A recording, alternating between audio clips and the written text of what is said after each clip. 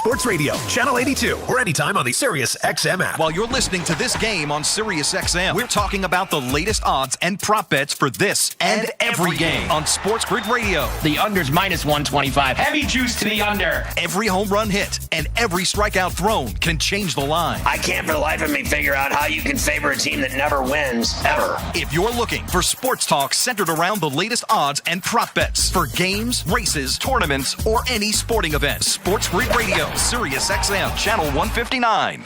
I'm John Paul Morosi, host of the SiriusXM original podcast, The Road to Cooperstown. Each week, I talk with a Baseball Hall of Famer about the challenges they overcame to become an all-time great. It is a hard game, and mentally it's hard. My legs started shaking. They pretty much knew I was going to have lung surgery after the season. I wasn't for sure. Would I ever play baseball again? The Road to Cooperstown is the official podcast of the National Baseball Hall of Fame and Museum. Episodes are available now on the all-new SiriusXM app or wherever you get your podcasts.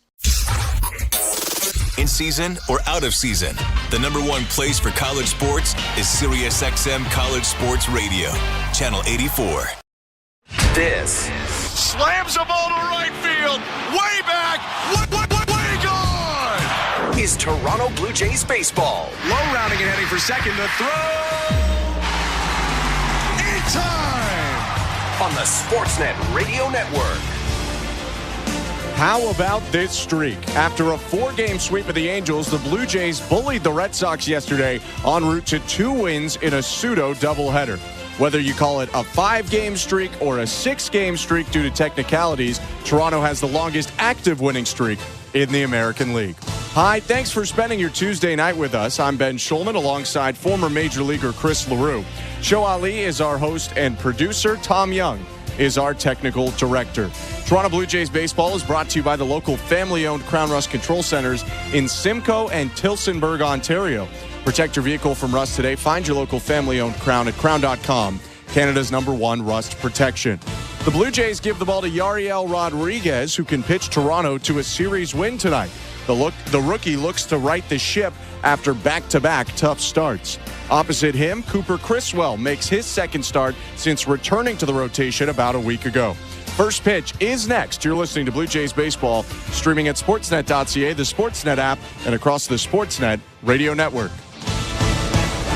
Timber Mart is Canada's building center, a solid neighbor to call upon when you've got a job to do. Your dependable home improvement store that offers the added value of Air Miles reward miles with every purchase of $15 or more. Visit timbermart.ca. At Crown Rust Control Center, protection runs deep because every Crown Rust Control Center is owned by a local family who cares beyond business. Your Crown Rust Control Center is 100% committed to their product, to you, to their community, which is your community. Protecting you and what matters to you is equally important as protecting your vehicle. Did you know your vehicle rusts faster in warm weather? Protect your vehicle today. For a special summer offer, find your local family-owned Crown Rust Control Center at crown.com. We're 2 men in a truck, the movers who care. You never know when cardiac arrest can happen. That's why each and every one of our trucks carries a life-saving Mikey defibrillator as part of our Mikey on Board program. Whether we're on the highway or in front of your house, we're prepared to help anyone whose heart may skip a beat. The Mikey Network has saved many lives, making Mikeys accessible to the public. And now they're on board our trucks. We're 2 men in a truck. 2 men and a truck, the movers who care. Timber Mart always has plans to help you with your plans. Your home, your cottage, your garage, whatever needs your attention first, check the most visited spot on our website for ready-to-order plans to get the job done with Canada's Building Center. Visit timbermart.ca. Embrace the power. That is bold. And speed of the NTT IndyCar Series on SiriusXM. Joseph, you got it! Wins the Indy 500! It's a weekend doubleheader in Milwaukee. Saturday night at 6 Eastern and Sunday afternoon at 2:30 Eastern. Nice job. From the green to the checkers. Flies under the twin checkers. Hear every thrilling lap live on IndyCar Nation Channel 218, NBC Sports Audio Channel 85. Alex Palou! Thank you so much! And on the all-new SiriusXM app. Blue Jays fans, no matter where you are, you won't miss a pitch with the SiriusXM app. Hear every game all season long. Download the SiriusXM app and search Blue Jays. Sportsnet Radio Network. 1-2. Swing and a miss, strike 3. Doubleheader sweep for the Blue Jays. Brendan Little strikes out Yoshida to lock up a 7-3 win for Toronto in Game 2 today. Going back to the first game with just everyone kind of chipping in, pitching-wise, and then Jose knowing we're kind of short and then stepping up and doing what he did. It's kind of total team effort. Big swing from George again in this game, obviously with a 3-run homer. And then just little things like Ernie stealing a base, Spence being ready to hit, Vladdy hustling. He's playing all day, hustles into second and then scores on the error. I feel like a broken record, but, the older guys are really setting the tone, and it's fun to watch the young guys compete.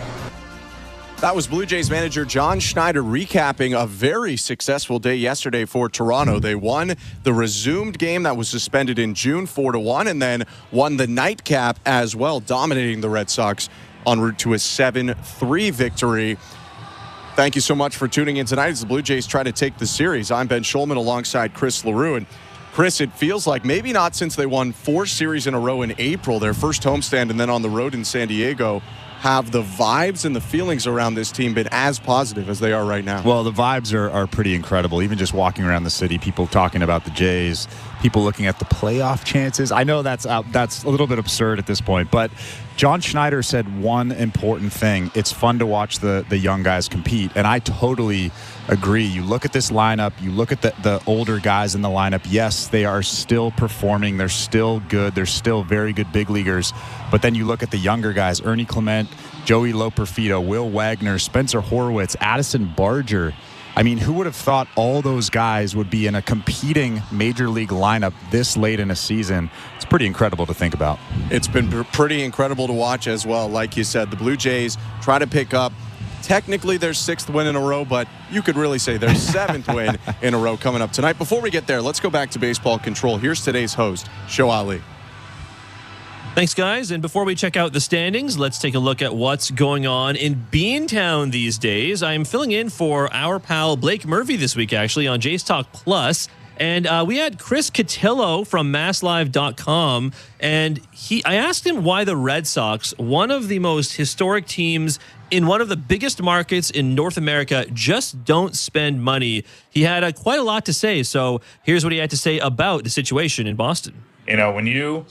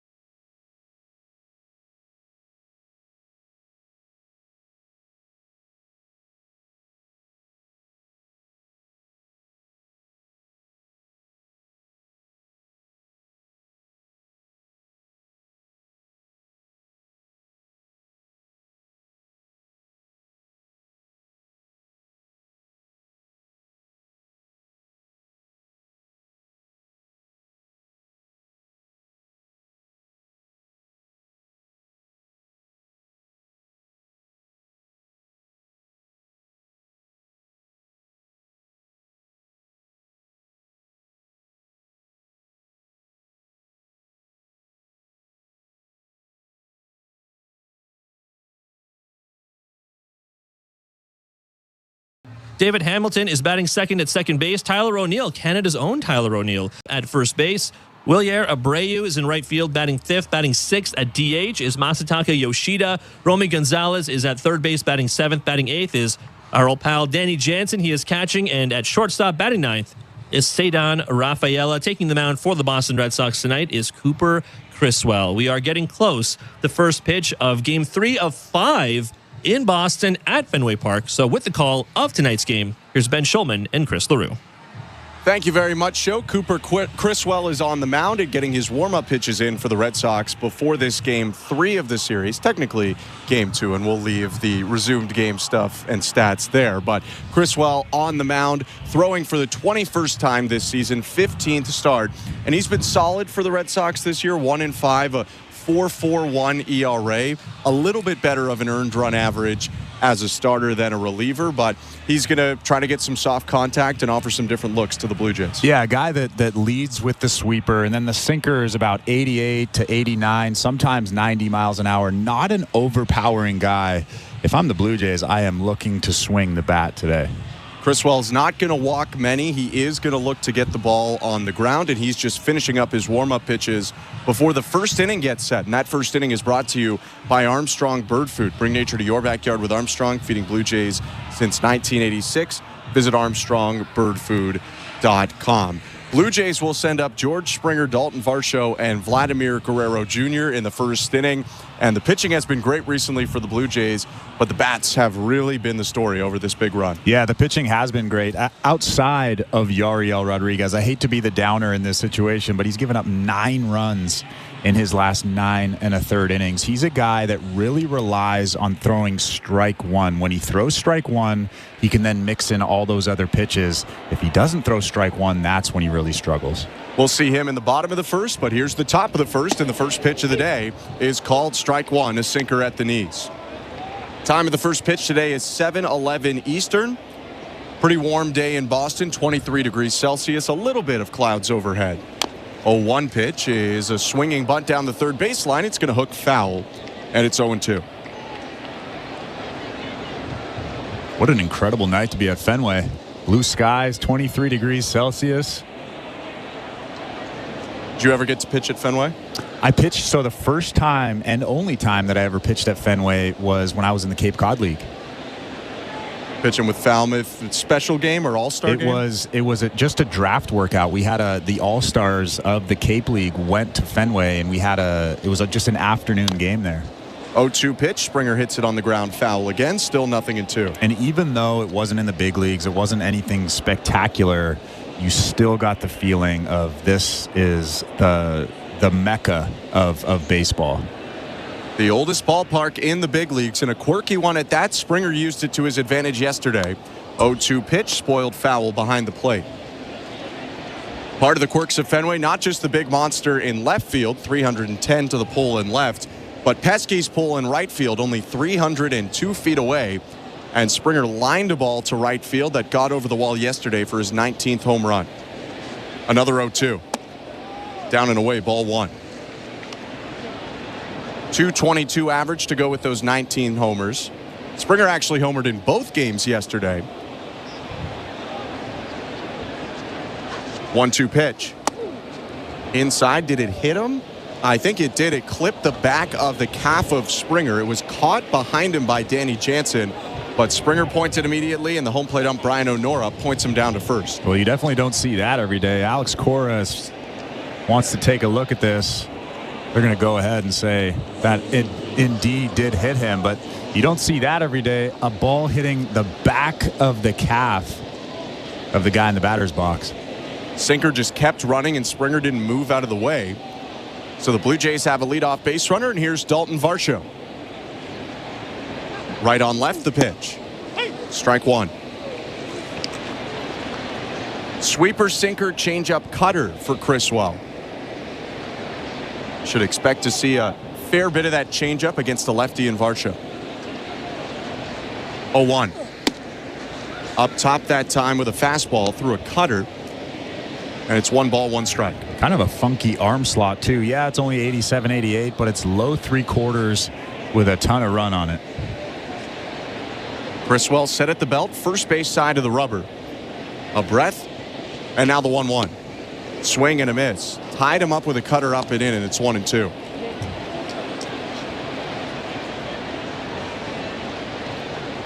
Varsho hitting .218 on the year, 7 triples, 15 home runs. Trying to extend his 22-game on-base streak. 1-2. Swing and a fly ball, deep center field. Going back near the triangle, Jarren Duran has room and makes the catch just in front of the track. 1 out. Well, I think that cutter just missed the barrel of Dalton Varsho. I thought he got it off the bat, but didn't quite get it good enough. It was a tough pitch to really square up. Cutter above the zone, and he kind of chopped at it. But Varsho's retired. Here comes Vladimir Guerrero Jr. talking to Danny Jansen, who's catching once again for the Red Sox. And now Guerrero turns his attention to Criswell. 1 on, 1 out, top of the first. And the first pitch is at the knees, strike 1. Home plate ump today is Brian O'Nora. Brennan Miller at first, crew chief Chris Conroy at second, and Shane Livensparger is at third. 0-1. Inside.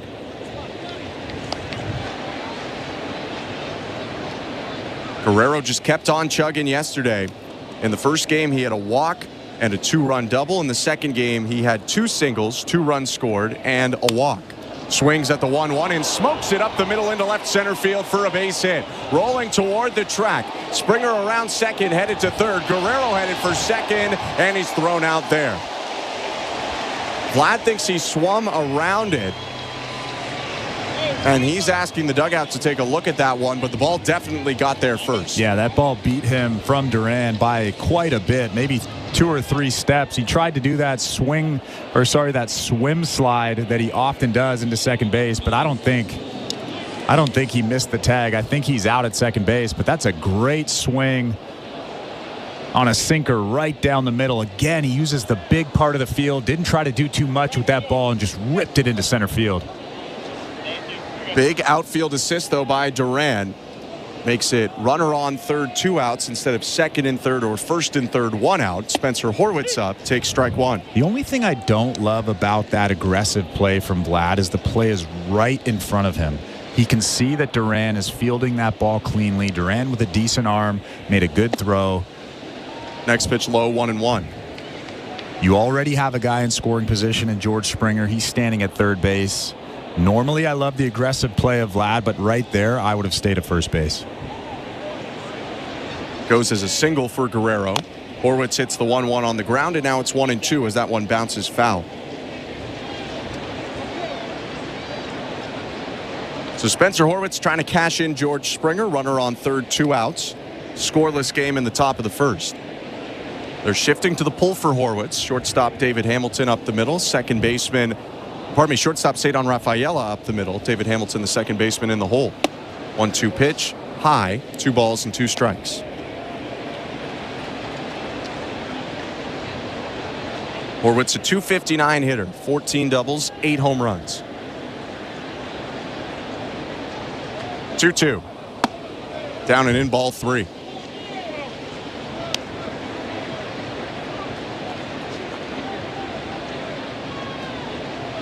No starts for Horwitz yesterday. He did get a pinch hit single in game 2. 3-2 pitch. Up and away, ball 4. You could hear the grunt there from Criswell as he delivered it. His 19th pitch of the inning, missed arm side high, and it's a walk. Yeah, really gassed up on that one, 87 miles an hour. Missed with the cutter up there, and for the Blue Jays, it's kind of the second free pass of the inning. George Springer was hit by a pitch to start the frame. So runners on the corners, 2 outs for Addison Barger.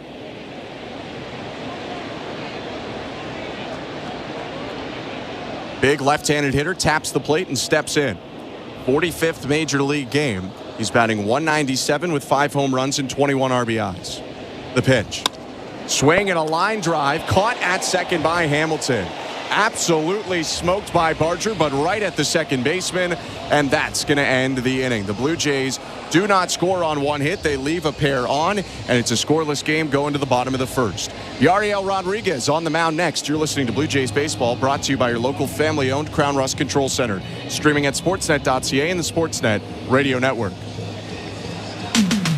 If you're looking for a fun day, did you know the day before Monday? Junior J Sunday. You can paint your face, come and meet Ace and run base to base. Junior J Sunday. So many things to do. You could bring your crew and even mom and dad too. Junior J Sunday. Sundays are for Junior J's, and with all kinds of cool new games and activities in the exciting outfield district areas, there's no end to the family fun you'll have. If you're feeling the song, grab your dad or mom, visit BlueJays.com. Junior J Sunday.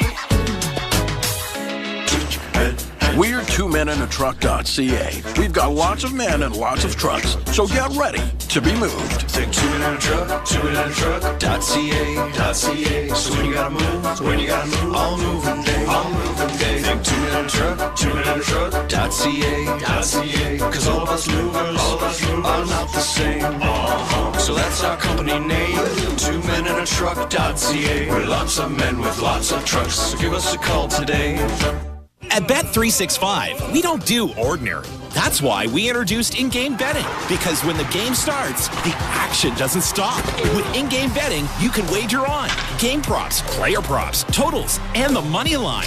And remember, in-game, you can track your same-day parlay with the option to cash out. Check out in-game betting and find out why. It's never ordinary at Bet365. Must be 19 years or older. Ontario only. Please play responsibly. If you or someone you know has concerns about gambling, visit connexontario.ca. This is Toronto Blue Jays baseball. It's an RBI single, Addison Barger. 5-run frame so far. On Sportsnet 590 The Fan and the Sportsnet Radio Network. Welcome to the Timber Mart broadcast booth. Ben Schulman and Chris LaRue. Blue Jays in Boston at Fenway Park, and Yariel Rodriguez on for his 16th start. Righty winds and delivers to Jarren Duran. Strike one. For Rodriguez, a 1-5 record, a 4.40 ERA.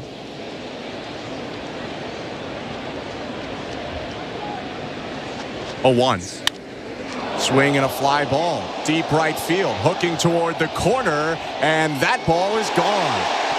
Leadoff homer, Jarren Duran. And the Red Sox take the lead on Rodriguez's second pitch of the day. Well, that was just a four-seam fastball right down the middle. Jarren Duran golfed that thing out of here.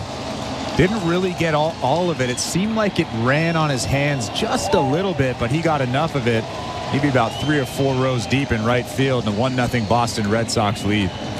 Duran was big for the Red Sox yesterday. Even though they didn't pick up a win, he was the main reason they were in the ball games. And for the center fielder, that's his 20th home run of the season. Rodriguez back in the wind, trying to settle in. His pitch to David Hamilton is high, ball 1. And that was just a missed spot from Yariel Rodriguez. You could see Alejandro Kirk set up in at the hands of Jarren Duran, and he missed right over the middle. 1-0. Fastball down the middle, strike 1. Four-seamer, sinker, slider, curve, and splitter for the right-hander Rodriguez.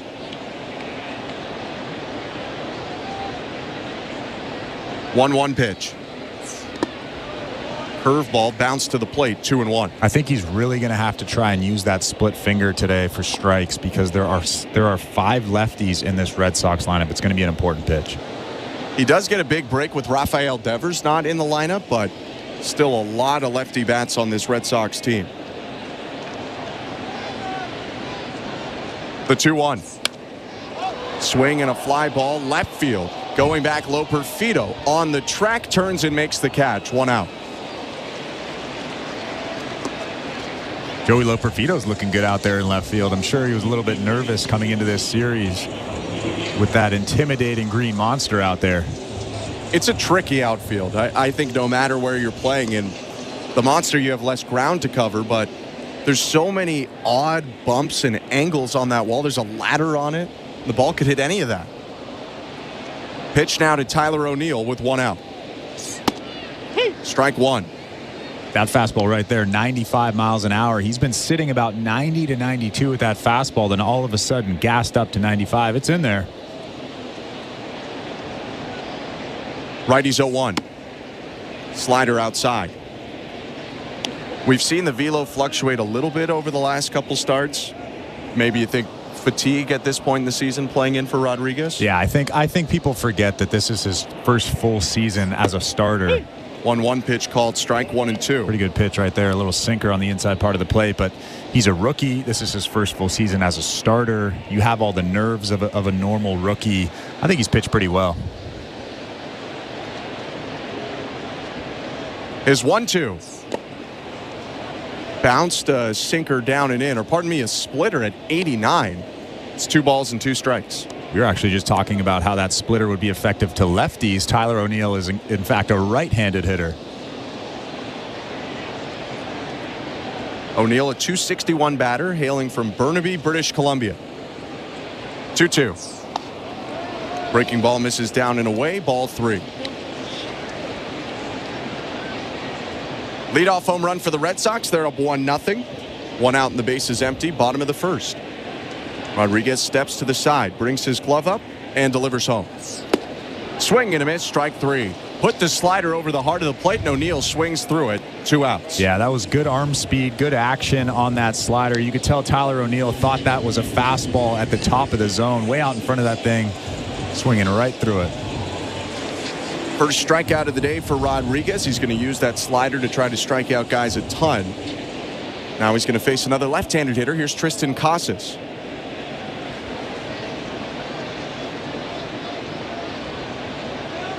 The pitch. Outside, ball 1.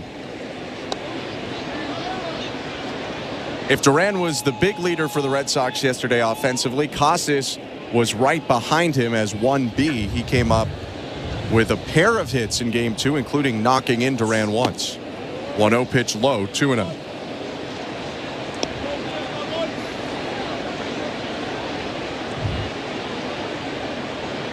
Left-handed hitter batting .277 this year with 8 homers in 33 games. 2-0 offering. High and away, ball 3. And that's what you don't want. We've seen that a lot from Yariel. We've seen it from time to time with Jose Barrios. You get 2 outs, and then you kind of relax a little bit. You don't think that you need to focus as much, and then all of a sudden you're behind in the count 3-0. The pitch. Up and away, ball 4. A 4-pitch walk to Casas with 2 outs.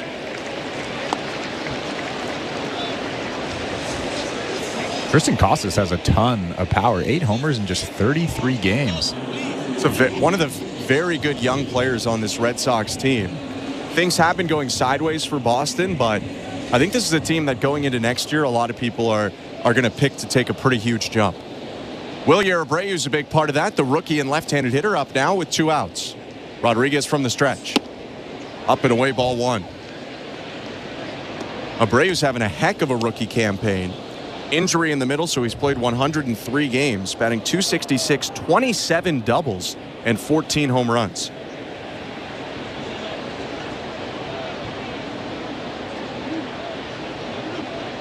.1-0. Fastball in there for strike 1. Like you said, there is a ton of young talent, good young talent on this Red Sox team. It starts at the top of that lineup with Duran, David Hamilton hitting second, Casas, Abreu. 1-1. Swing and a pop-up into the seats, foul, 1-2. Even Cedon Rafael is having a pretty solid season, and he's locked up till, I believe, 2031. I believe you're correct. Not to mention, Rafael Devers is by no means old. He's 27. He's kind of just entering his prime.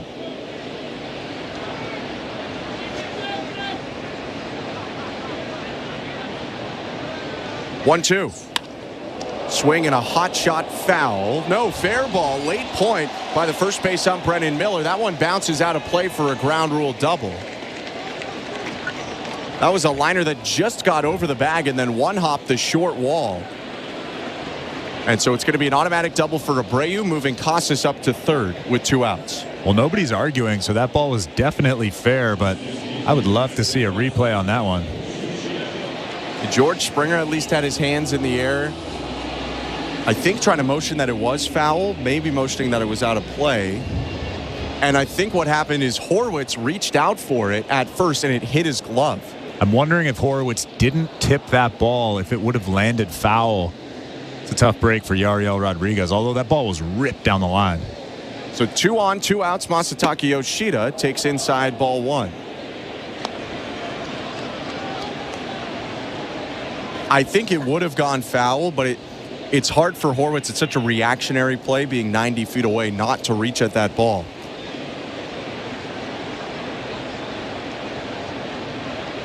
1-0. In the dirt, 2 balls and no strikes. And that was a makeable play as well. I'm not saying by any means that he should have caught that baseball, but that was a makeable play. If your arm is maybe an inch longer, 2 inches longer, or you're playing maybe an inch or two to the left, you make that play. Instead, though, a pair in scoring position for Yoshida, who's in the driver's seat. Count is 2-0. Rodriguez kicks and delivers. And this one is hit foul off to the right, 2-1. And another count where you're falling behind 2-0. I said this before the broadcast. Yariel Rodriguez is at his best, and so are most pitchers, when you're throwing strike 1, and then you can kind of elevate, you can bury some pitches. But if you're constantly 1-0, 2-0, you're not going to have success. 23 pitches also in this inning for Rodriguez. Trying to end the first. 2-1. Up top, ball 3.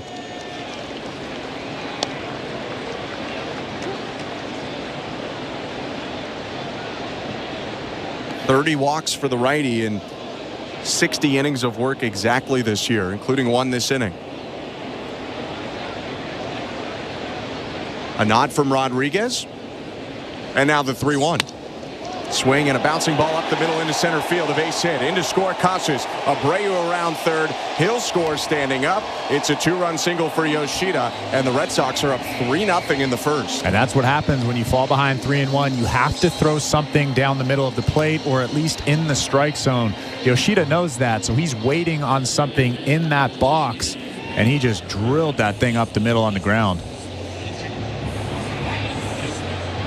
RBIs 47 and 48 for Yoshida as he skipped that one off the hill like you mentioned, and the Red Sox have made this into a pretty big inning after it was 1-0 with 2 outs and the bases empty.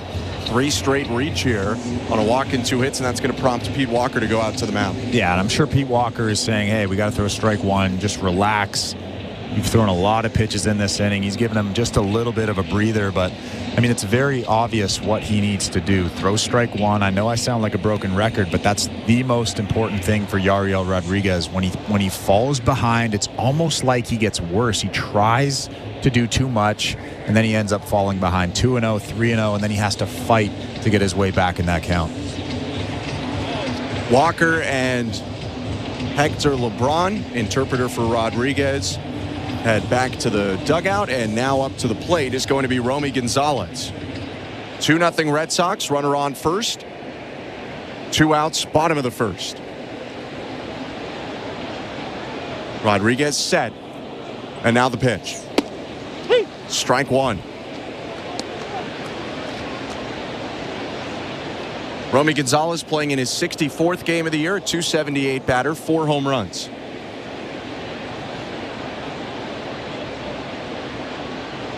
Oh, 1. Swing and a miss. Good slider there. A lot of movement across the plate. 0-2. And that all stems from him throwing strike 1. If he doesn't throw strike 1, he can't throw that pitch.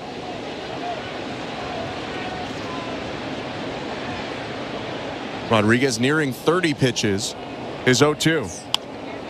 Swing and a fly ball foul. Went back to the slider there away, and Gonzalez reached all the way over the plate and hit it out of play over the netting to the right.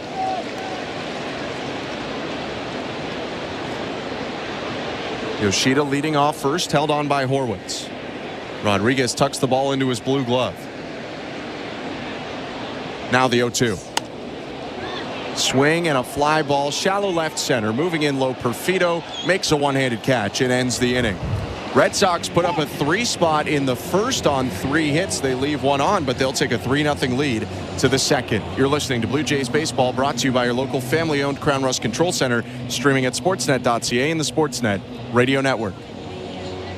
Hey, it's Andy Richter, here to tell you about the Andy Richter Call-In Show. Each week, I'll be inviting callers to weigh in on important questions like, have you ever seen a ghost? What's the worst job you've ever had? What's the worst date you've ever been on? Along the way, I'll be joined by my favorite comedians and friends. Check out the Andy Richter Call-In Show. New episodes each Wednesday at 4 p.m. East and West, with replays throughout the week on Conan O'Brien Radio. The show will also be available on demand in the SiriusXM app whenever you want. Just search Andy Richter. I'm Peter Bergen, a national security journalist, author, and host of the Audible podcast In the Room. Each week, I bring you direct from the source reporting on the most important and perplexing issues facing our world today, like how local election officials can ensure the integrity of the voting process, why people are drawn to conspiracy theories, and whether international sanctions ever really make a difference. Just search In the Room in the SiriusXM app. Are you regretting eating that gas station hot dog? Yeah, we know. We've been there too. This is a message for baseball fans like you. Did you know that you get a channel that's talking baseball 24/7 as part of your SiriusXM subscription? What? Our lineup includes shows hosted by former big leaguers and executives. Plus, you'll hear from 17 managers each week. MLB Network Radio is on SiriusXM Channel 89, or just search MLB Network Radio on the SXM app. SiriusXM Sports. We're more than just a game. Fantasy football players, learn winning strategies right now on Fantasy Sports Radio to help you draft a winning team on Channel 87 and on the SiriusXM app. Sportsnet Radio Network. Top of the second inning at Fenway Park, 3-0. The Red Sox lead the Blue Jays. I'm Ben Schulman alongside Chris LaRue. Alejandro Kirk, Joey Loperfido, Ernie Clement hit this inning. Kirk takes strike one from Cooper Criswell. Blue Jays had opportunities against Criswell in the first. A hit batter, a hit, and a walk. Didn't score. 0-1. Kirk swings and rips it through the whole left side into left field, a base hit. Caught a hanger right there, a sweeper over the middle, and put it right in between Gonzalez at third and Rafaela at short for a leadoff single. Yeah, he absolutely ripped that. A nice swing from Alejandro Kirk. Another base hit for him. He's really seeing the ball well. Kirk aboard to lead off the inning. Here comes Joey Loperfido, today's left fielder. Left-handed hitter taps the plate and brings the bat up near his head. Pitch from Criswell. Swing and a bouncer to the first baseman, Casas. Up with it, throws to second one, back to first, not in time. Fielder's choice. They get the lead runner in Kirk, but Loperfido hustles out of fielder's choice. Pretty good play from Casas, fielding that ball, throwing across the diamond to Rafaela at second base. Obviously not going to get Joey Loperfido, but a good job there getting the lead runner. So one out now in this second inning. Still 3-0 Red Sox, and Loperfido on first.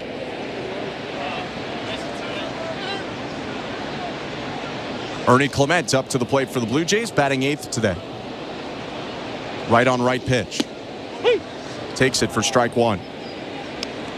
Second inning is presented by Bet365. At Bet365, you can bet live in-game on game props, totals, and the money line. Download the app and find out why it's never ordinary at Bet365. 19 plus, play responsibly, Ontario only.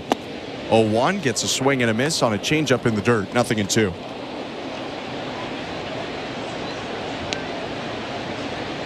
Maybe not in an 0-2 count, but I wonder if they think about getting Loperfido on the move here. Yeah, I was just thinking that Loperfido only has one stolen base with the Blue Jays this season, but he's a guy with a lot of speed. I'd love to start to see him get going on those bases. 0-2 pitch, and Clement hits it in the air down the left field line, moving to the corner. O'Neill into the shadows of that high wall. He makes the catch in foul territory for the second out. And that's about the same fly ball that we saw Rob Refsnyder miss last night. Tyler O'Neill going deep into that corner against that tall foul wall out there against that green monster, making a nice play. O'Neill won a couple Gold Gloves in his time with St. Louis and braced himself for the sidewall before making the catch. Kept Loperfido at first. Here's Will Wagner. First pitch way outside, ball one. 2 outs, top of the second, 3-0. The Red Sox lead the Blue Jays.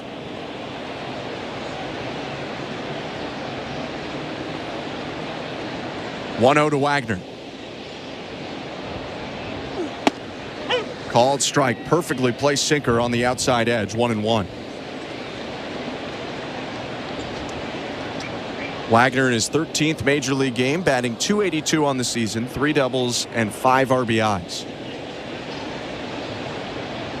1-1 pitch. Up top, Wagner started to swing, but holds up. Ball 2. Yeah, Will Wagner's come back down to earth just a little bit, but that average is still hovering around 300. And I still like the approach. I still like the swing path. Everything for him is pretty good.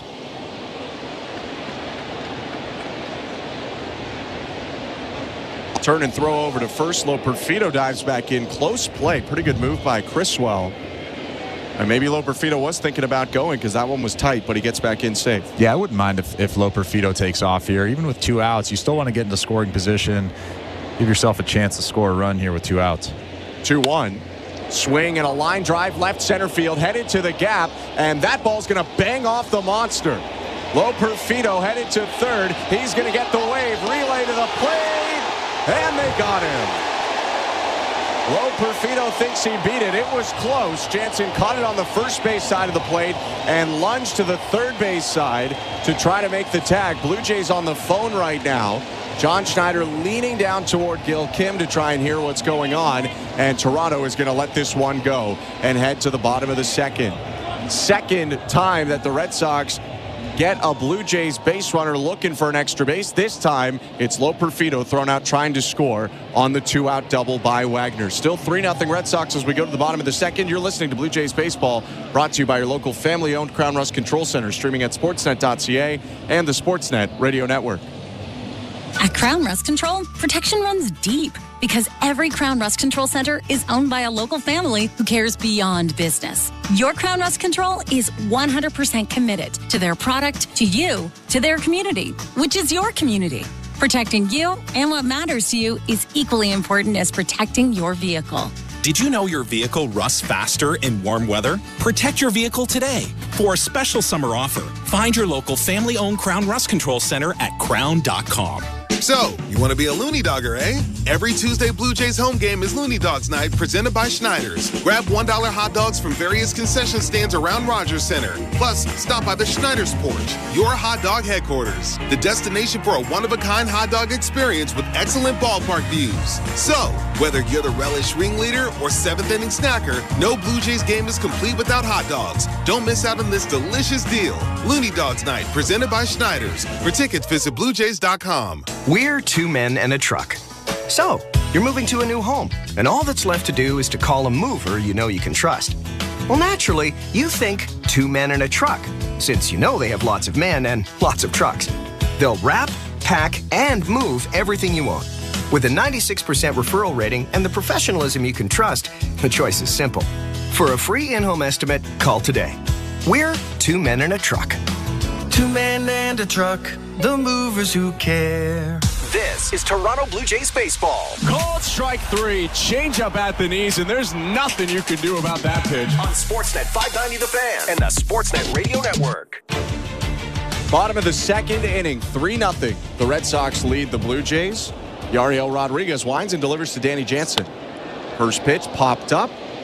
Back of second base. Going out onto the center field grass, Will Wagner's waved off by Dalton Varsho, who makes the catch. 1 pitch and 1 out for Rodriguez. Incredible add-on prizes are up for grabs during Jays Care's Split the Pot raffle. You could be going to Mexico, Disney World, or even see the Blue Jays in New York City. Then at the end of September, you and 9 other winners could be evenly splitting the massive grand prize jackpot. Get your tickets at bluejays.com/5050 from Ontario or Nova Scotia. 1 out, the pitch to Cedon Rafaela. High and away, ball 1. Yariel Rodriguez threw 29 pitches in the first inning, giving up those 3 runs, and then he got Danny Jansen to pop out on 1 pitch. Big out. He needs an inning like that, pardon me. Yeah, big out for Yariel. Called strike on the 1-0. It's 1-1.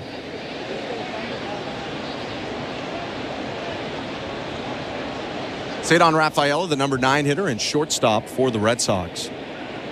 1-1. Swing and a soft liner. Caught at second by Wagner. 2 down.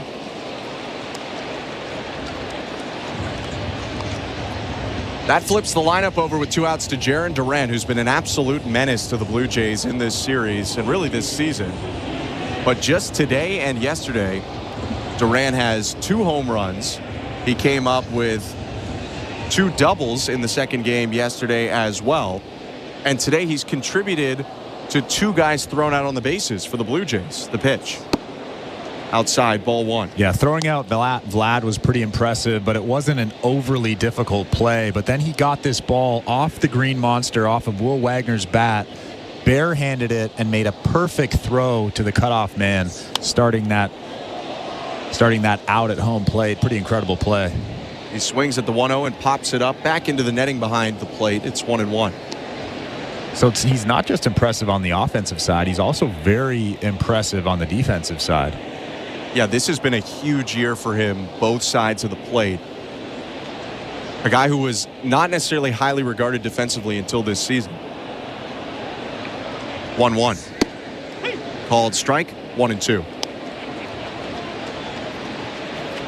You look from 2021 to 2023 in terms of defensive WAR, he was negative every year. It said he was hurting the Red Sox. This year, 2 defensive WAR. 1-2 pitch. Bounced foul, still 1-2. And when you're combining that with a .294 average, 42 doubles, 20 home runs, 32 stolen bases, this is a really good ball player, Jarren Duran. I mean, the most incredible thing to me, it's not the power, it's those 32 bags. I mean, I feel like people forget that you're stealing 32 bags. He'll end up with 40, 45 bags. 1-2. Swing and a ground ball right side. Diving block by Horwitz. Wagner goes for the bare hand to pick it up, and he won't get there in time. Duran was going to be safe almost right when it wasn't fielded cleanly. That'll go as a single. Horwitz dove to his right to knock it down, but that was all the Blue Jays could do. Yeah, Spencer Horwitz made an incredible attempt at that ground ball there. I thought that was going through the hole for sure, but as soon as Spencer Horwitz dove and it goes off his glove, Jarren Duran is safe at first base, no problem. So a 2-for-2 start to the day for Jarren Duran, and a base runner here for the Red Sox in the bottom of the second. Boston up 3-0. Turn and throw over to first, and Duran back in. He hadn't even started to take his lead yet. Rodriguez kind of surprised Duran and Spencer Horwitz.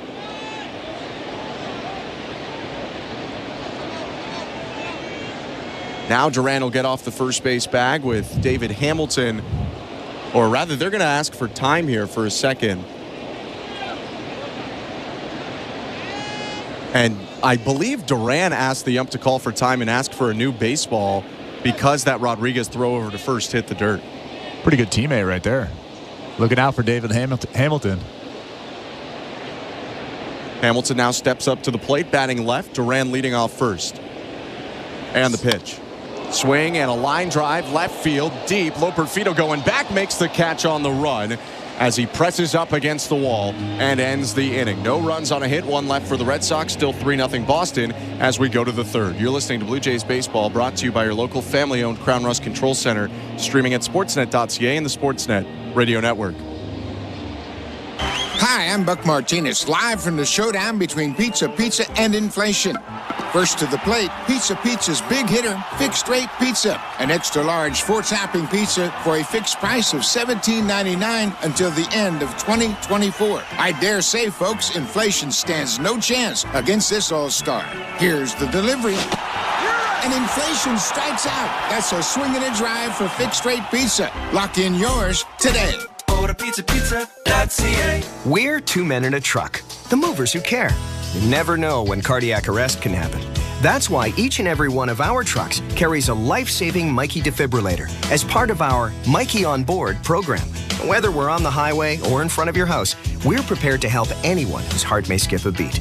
The Mikey Network has saved many lives, making Mikeys accessible to the public. And now they're on board our trucks.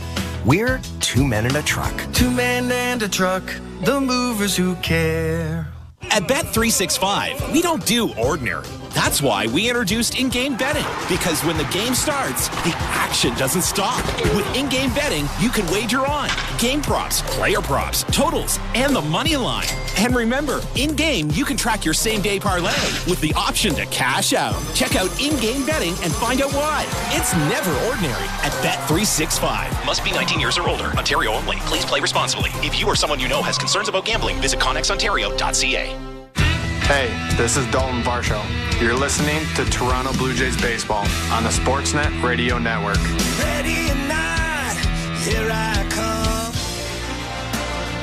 The third inning is brought to you by the local family-owned Crown Rust Control Centers in Simcoe and Tillsonburg, Ontario. Protect your vehicle from rust today. Find your local family-owned Crown at crown.com, Canada's #1 rust protection. George Springer leads off the third for the Blue Jays, takes a pitch outside from Cooper Criswell, 1-0. I'm Ben Schulman alongside Chris LaRue. Blue Jays trailing 3-0. 1-0. Called strike on the outside corner, 1-1. Blue Jays didn't score against Criswell first time through, but a lot of traffic early on. 1-1. Inside, 2-1. The first 9 batters that Criswell faced, he gave up 3 hits, hit a batter, and walked a batter. 2 of his outs came after hits were recorded. 2-1 pitch hit foul, 2-2. And then on top of that, Addison Barger hit an absolute seed to the second baseman. So you can see just a little bit of the signs. Maybe the Blue Jays seeing Criswell decently, even though they're down 3-0. Springer was the batter who was hit by a pitch in the first, back up with a 2-2 count.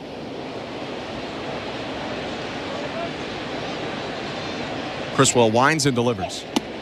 Outside, ball 3. And like I said earlier, his stuff is very hittable. Nothing really overpowering, nothing overwhelming. He leads with that sweeper. Throws that thing 30% of the time, and then he goes sinker changeup. But again, very hittable stuff. Misses outside with a 3-2, and that'll be ball 4. A punch into the glove for Criswell, who does not walk many, but that'll be his second free pass of the day. Yeah, if you have stuff like that, you have to be in command of all your pitches. And Cooper Criswell right there, pretty erratic all over the strike zone, nowhere near the strike zone really. So a leadoff walk. Here's Dalton Varsho, who's 0 for 1. Flied out to center field in the first. The pitch. Swing and a miss. Got him leaning forward on the changeup, 0-1. Even if you go to Varsho's fly ball, talking about the good contact, he hit it to the deepest part of the yard. It's 420 in center, right center. 0-1 pitch up top, 1 ball, 1 strike.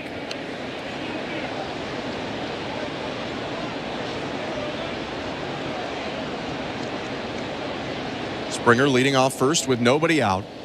Criswell peeks over at him and now sets. 1-1.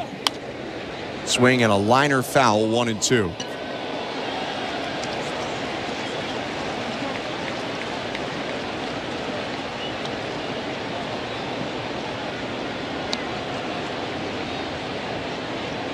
New baseball for the righty. 6'6" hurler back on the mound, looking in at Varsho. Quick peek at Springer.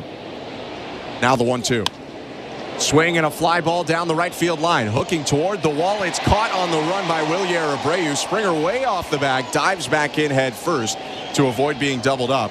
Nice catch by Abreu. 1 out. Yeah, when Yariel Abreu caught that baseball, George Springer was almost to second base. He had to put on the brakes and scoot back to first base. Yariel Abreu made a pretty good throw into Casas at first base as well. George Springer dove back in safely, though. Pretty good contact for Varsho. Just hit it to that deeper part of right field rather than hooking it down the line. So he's 0 for 2, and now Vladimir Guerrero Jr. up to the plate. When I talk about Criswell getting outs after hits, one of them was Guerrero in the first. He hit a ball into left center, tried to stretch it into a double, was thrown out at second. Swings at the first pitch and lines it to left center field again. This one bouncing up against the wall. Springer headed to third. They're going to stop him there. And Guerrero this time will get to second with a double. The Blue Jays have 2 in scoring position with 1 out. Yeah, that's a good stop by third base coach Carlos Fablis. The Blue Jays have already been burned, although it was the right call earlier in the game when Joey Loperfido got thrown out at home plate. But keep those guys in scoring position. There's only 1 out in this inning right now. Now you have guys on second and third, 1 out, and you're cooking. And Guerrero just keeps adding to now what's a best single season total in his career, 37 doubles for Vlad. And that ball was absolutely ripped into the gap in left center. Guerrero on second, Springer on third, Spencer Horwitz up. Took a walk in the first. The pitch. Strike 1 at the top of the zone. That line drive from Vlad was so low to the ground that Cedon Rafaela actually thought that he had a chance at catching it. Yeah, that was 112, just out of reach of the infielder. 0-1. A little bit high, 1 ball, 1 strike. Outside of the third baseman, Romy Gonzalez, the Red Sox infield is back. So a ground ball here to anywhere but third, and George Springer should score. 1-1. Swing and a foul back, 1-2. And even Romy Gonzalez really isn't in. He's kind of just even with that third base bag. If something gets hit hard at him, he'll probably look to home plate. But if it's a routine ground ball, he's probably going to first base for the out. Let that guy score. Horwitz asks for time before the pitch. It's granted by Brian O'Nora. Both Horwitz and O'Nora take a couple steps to the right of the plate. 1 out. Second and third for the Blue Jays, who are trailing the Red Sox 3-0 in the top of the third inning. The pitch. Upstairs, 2 balls and 2 strikes. Clearly an effort in this at-bat to elevate against Horwitz. Well, that's actually not a bad thing for Spencer Horwitz because he can elevate something, he can lift something to the outfield and get that guy in from third base. 2-2. High again, ball 3. Although those pitches from Criswell are well above the strike zone, probably not going to make contact with those pitches if you swing at them. 4 times in 5 pitches he's gone up. He did get 1 strike on a foul ball down and away. Right-hander shook off a pitch, now steps on the rubber and steps off immediately. Going to go for the rosin bag and rethink it.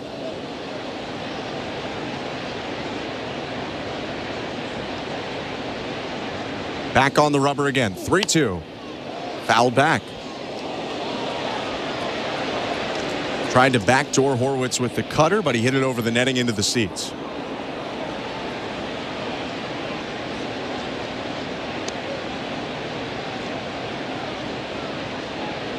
Left-handed hitter has 26 RBIs in now 70 games this season. Batting in the cleanup spot today with a big chance to cash in runs. Second and third, 1 out. Another 3-2. Low ball 4. Horwitz will take his second walk of the day, and the Blue Jays have the bases loaded with only 1 out. That was a great AB. 8 pitches in that at-bat. We've seen him see 7, 8, 9 pitches almost routinely. He's such a good hitter up there, such a good approach. Here comes Andrew Bailey to talk to Cooper Criswell. Gives us a second to look at the out-of-town scoreboard, brought to you by St. Louis Bar and Grill. Devilishly good since Toronto first raised the trophy in '92. Rib Sanity is on now until September 8th. All you can eat ribs for just $27.99. Visit stlouiswings.com for more details. Always devilishly good. A lot of games in action right now, including the Nationals hosting the Yankees. 3-0. The Yankees lead the Nats right now in the bottom of the 4th inning. Back-to-back home runs by Andres Chaparro and Jose Tena. Chaparro's first of the year, Tena's second, have helped the Nationals extend their lead. All of our out-of-town scores brought to you by St. Louis Bar and Grill. Score is 3-0 Red Sox at Fenway Park, but the Blue Jays are threatening here as the mound meeting breaks up. It's bases loaded, 1 out, top of the third, and Addison Barger is up. He ripped a ball, but hit it right at the second baseman, David Hamilton, for a line out in the first. First pitch way outside, ball 1. Well, that's a good start for Addison Barger, but his number 1 job here is put the bat on the baseball. We've seen him strike out a lot this season, calm the nerves, relax, get that barrel to the baseball. 41 strikeouts in 44 games coming into this one. Takes the 1-0 down and in 2-0. With how erratic Criswell has been so far, he might have a little bit of a 2-0 take right now, Barger, the rookie. Yeah, I wouldn't be surprised if John Schneider put the take sign on here. The pitch. Fastball down the middle, strike 1. A very hittable pitch, but you could kind of tell that Addison Barger really wasn't offering at that pitch or wasn't going to offer. That tells me that John Schneider put the take sign on. Now the 2-1. Called strike. Looked a little off the plate in. And that changes the at-bat a lot. Instead of 3-1, it's now 2-2. Yeah, that's a tough call for Addison Barger. John Schneider barking at home plate umpire Brian O'Nora right now. I tend to agree with him. 2-2. Down and in, ball 3. Was a back foot slider, and Barger thought about going, but held up wisely. Now it's a full count, and there's nowhere to put the left-handed hitter with the bases loaded. 3-0 Red Sox, top of the third. And the payoff pitch. Swing and a line drive, foul, left side, out of play.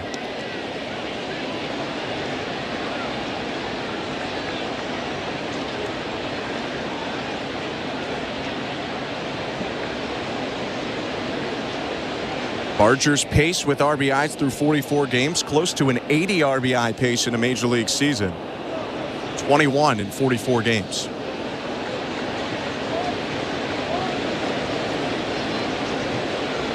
Three-two. Swing and another foul ball to the left. Good job staying alive. Those two fastballs were on the outside part of the plate. That fastball right there was actually a hair off the plate. Addison Barger doing a good job fouling it off, staying alive to see another pitch. While ball four scores a run, that just felt too close to take. Yeah, too close to take for sure, especially because Brian O'Nora already called a strike on Addison Barger that was off the plate. Another 3-2.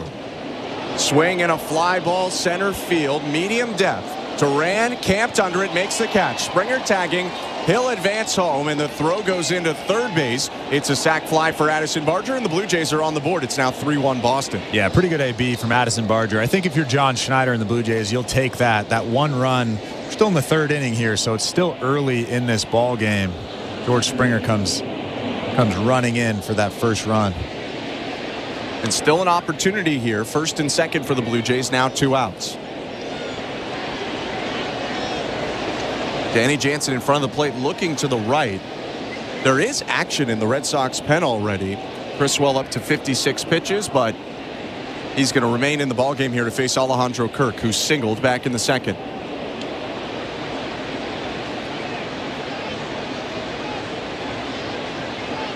First pitch from Criswell.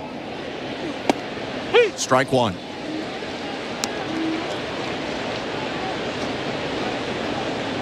Decent speed on second in Guerrero. Horwitz on first.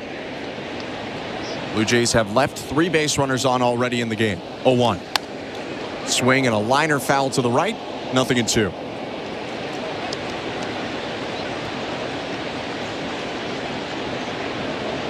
Kirk steps back into the back of the box. Looks back at Danny Jansen. Criswell went for the rosin bag in between pitches. He's back on the rubber as well. 6-6 righty comes set. And now Kirk will ask for time, and it's granted by Brian O'Nora. Well, you can't blame him. Cooper Criswell took forever to get on the rubber. I'm sure that was irritating Alejandro Kirk. Kirk's in a hurry here. If this inning ends, he's got to go strap the equipment on, get back out there. 0-2. Outside, off the plate away. 1 ball and 2 strikes.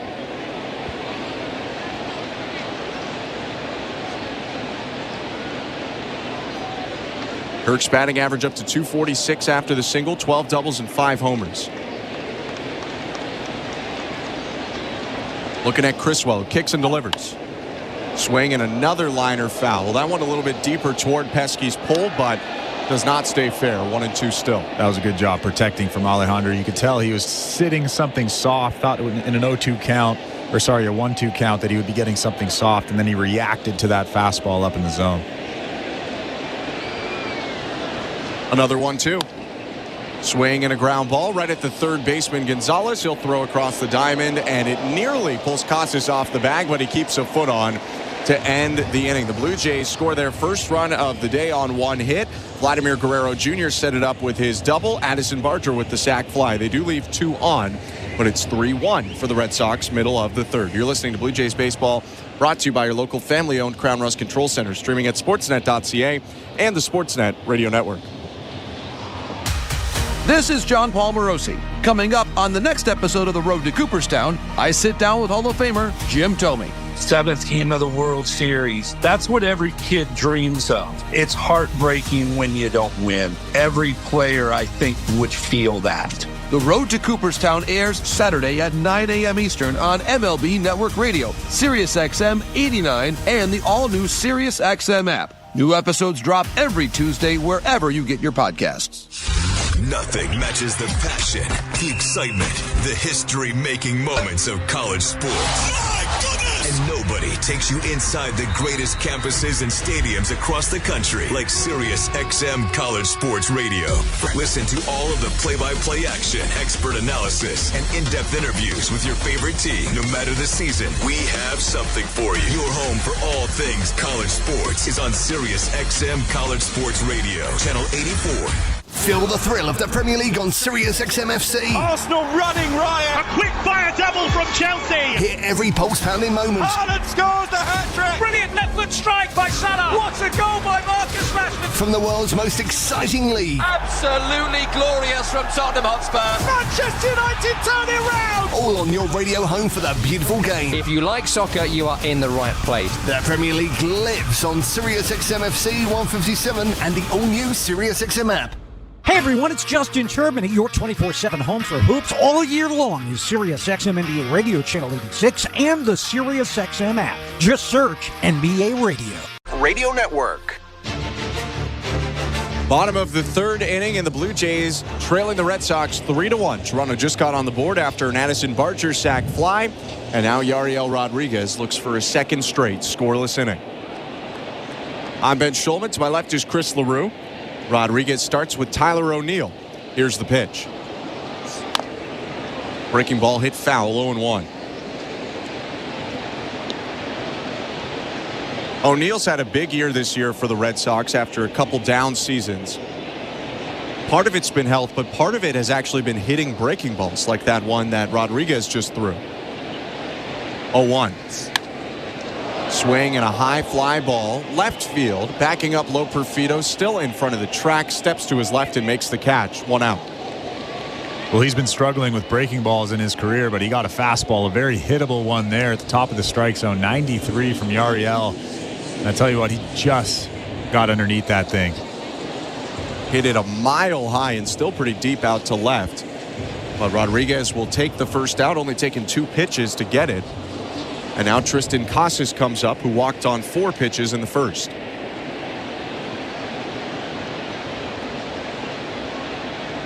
The pitch from Rodriguez. High ball 1.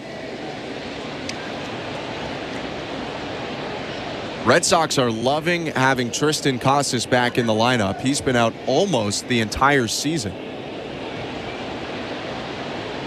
1-0. Curveball. Misses away.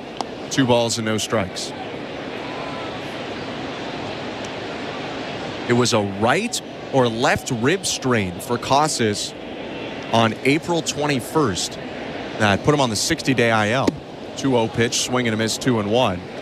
I truly don't understand the mechanics of straining a rib because it's a bone, not a muscle, but it kept him out for a long time. Late April until 10 games ago, Casas was out. Well, think about how much the ribs and those muscles affect your swing. You're rotating, you're pulling on those muscles, you're pulling on those ribs.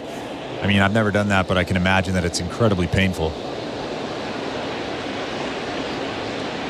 Red hot since he's returned, though, hitting in the 350s. 2-1. Swing and a chopper, right side, foul. Rodriguez made the jog over to first, but he'll walk back to the hill. It's 2-2.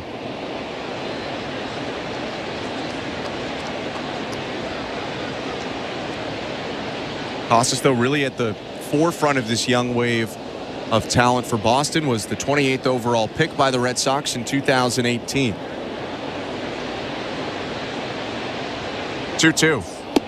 Swing and a miss, strike 3. Went up top with the slider and gets Casas for his second strikeout of the day. Well, they actually missed that location there. You could see Alejandro Kirk pointing to the ground, using that glove to really get Yariel to finish that pitch and get it below the bat.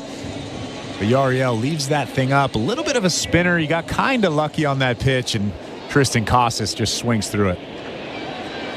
So 2 down after the strikeout of Casas, and now the pitch to Wilyer Abreu. Strike 1.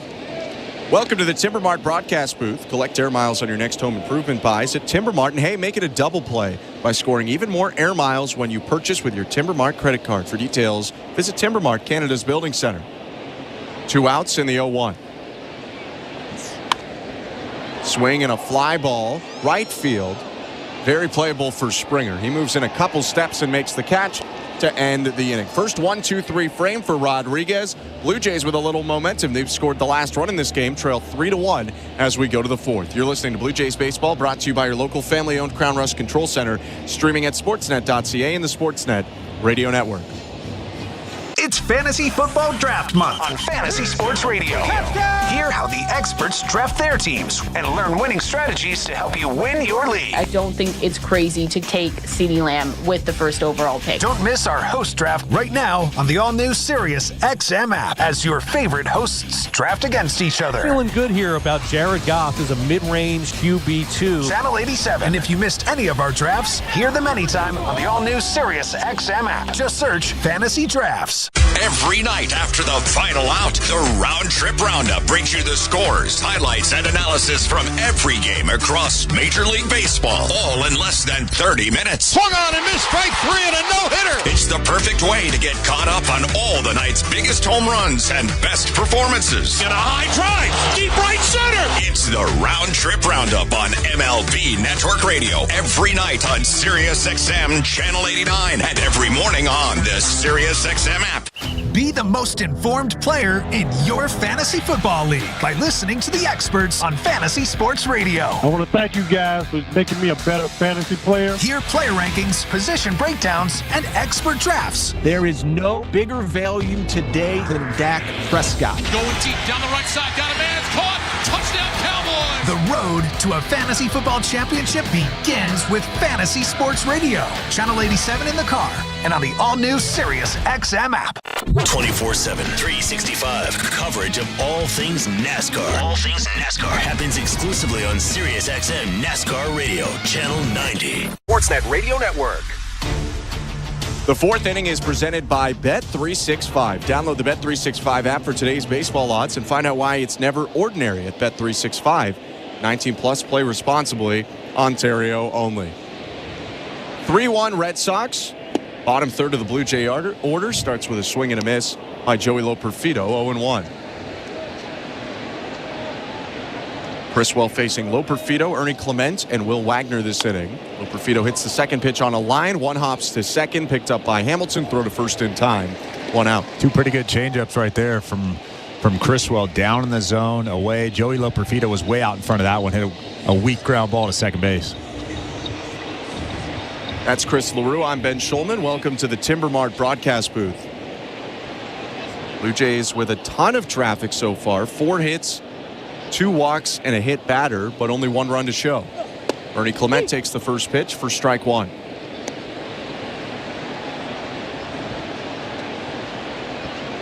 Clement in a little bit of a rut, including today, last 5 games, 2 for 18. Now takes downstairs 1-1. Well, it's also hard to live up to 3 homers in 3 days. Yeah. I mean, he was on quite the streak. And he's playing almost every day. Next pitch runs inside and hits him on the arm. Clement shaking out that right arm. I think it got him about halfway up the forearm rather than the hand. But still looked like a very painful one. It'll be a 1-out base runner for the Blue Jays. And the thing I love about that is Ernie Clement didn't really wait around in that batter's box. He just started running to first base, albeit pretty slowly, but shaking that hand out, not really making too much of a fuss. That's Ernie Clement right there. Now he leads off first, ready to go. Here's Will Wagner, the pitch. Called strike, 0-1. Wagner picked up a double in the first inning, or rather in the second. His first double since that road trip where he had 3 doubles to begin his career. 0-1. Swing and a liner foul, 0-2. And he ripped that thing up, too, off the green monster in left center.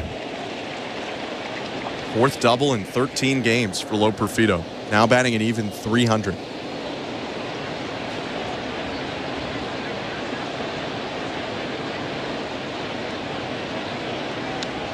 Down in the count, 0-2. The pitch from Criswell. Swing and a hot shot foul right side. So he sprayed balls both ways foul, and it's still 0-2. 327 in 2023 in the minor leagues, 315 this year in the minor leagues. He can definitely swing it. 26-year-old, mostly second baseman, can play some third. Hasn't in the majors, but still trying to show off what he has for the Blue Jays, as many of them try to make their spot next year. Takes an 0-2 pitch up high, never budged, 1 ball and 2 strikes.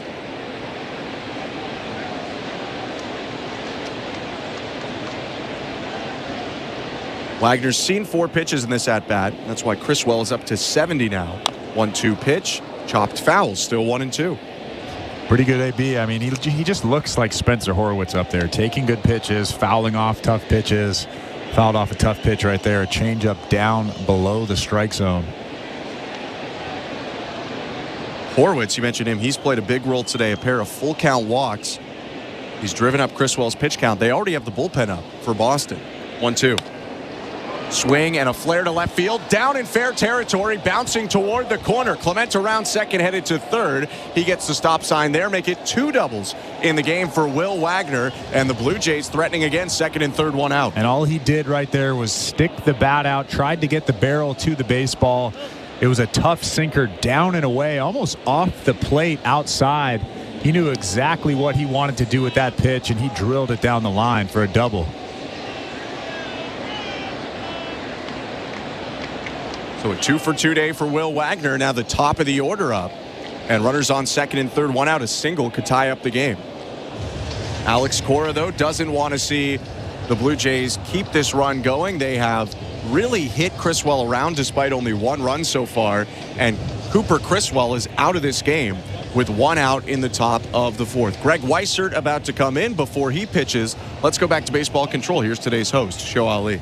Thank you very much, guys. And before we check the out-of-town scoreboard, brought to you by St. Louis Bar and Grill, don't forget, we do have Jays Talk this evening. Blair and Barker have the post-game show. Blair will throw out the numbers for you to call after the final out. All right, let's check the out-of-town scoreboard, brought to you by St. Louis Bar and Grill. The NFL preseason has been over for a couple of days, which means the first of 272 games will go next Thursday. What's more, today was cut-down day, so we got tons of transactions from every single team in the NFL before that 4 p.m. Eastern deadline. In Kansas City, the Chiefs have waived wide receiver Kadarius Toney. He is now available to be picked up by any other team if they want to put in a claim. Was largely expected after the Chiefs reunited with Juju Smith-Schuster earlier in the week. Chiefs also made one more move, importing tight end Peyton Hendershot from the Cowboys. KC sending Dallas a conditional 2026 7th-round pick.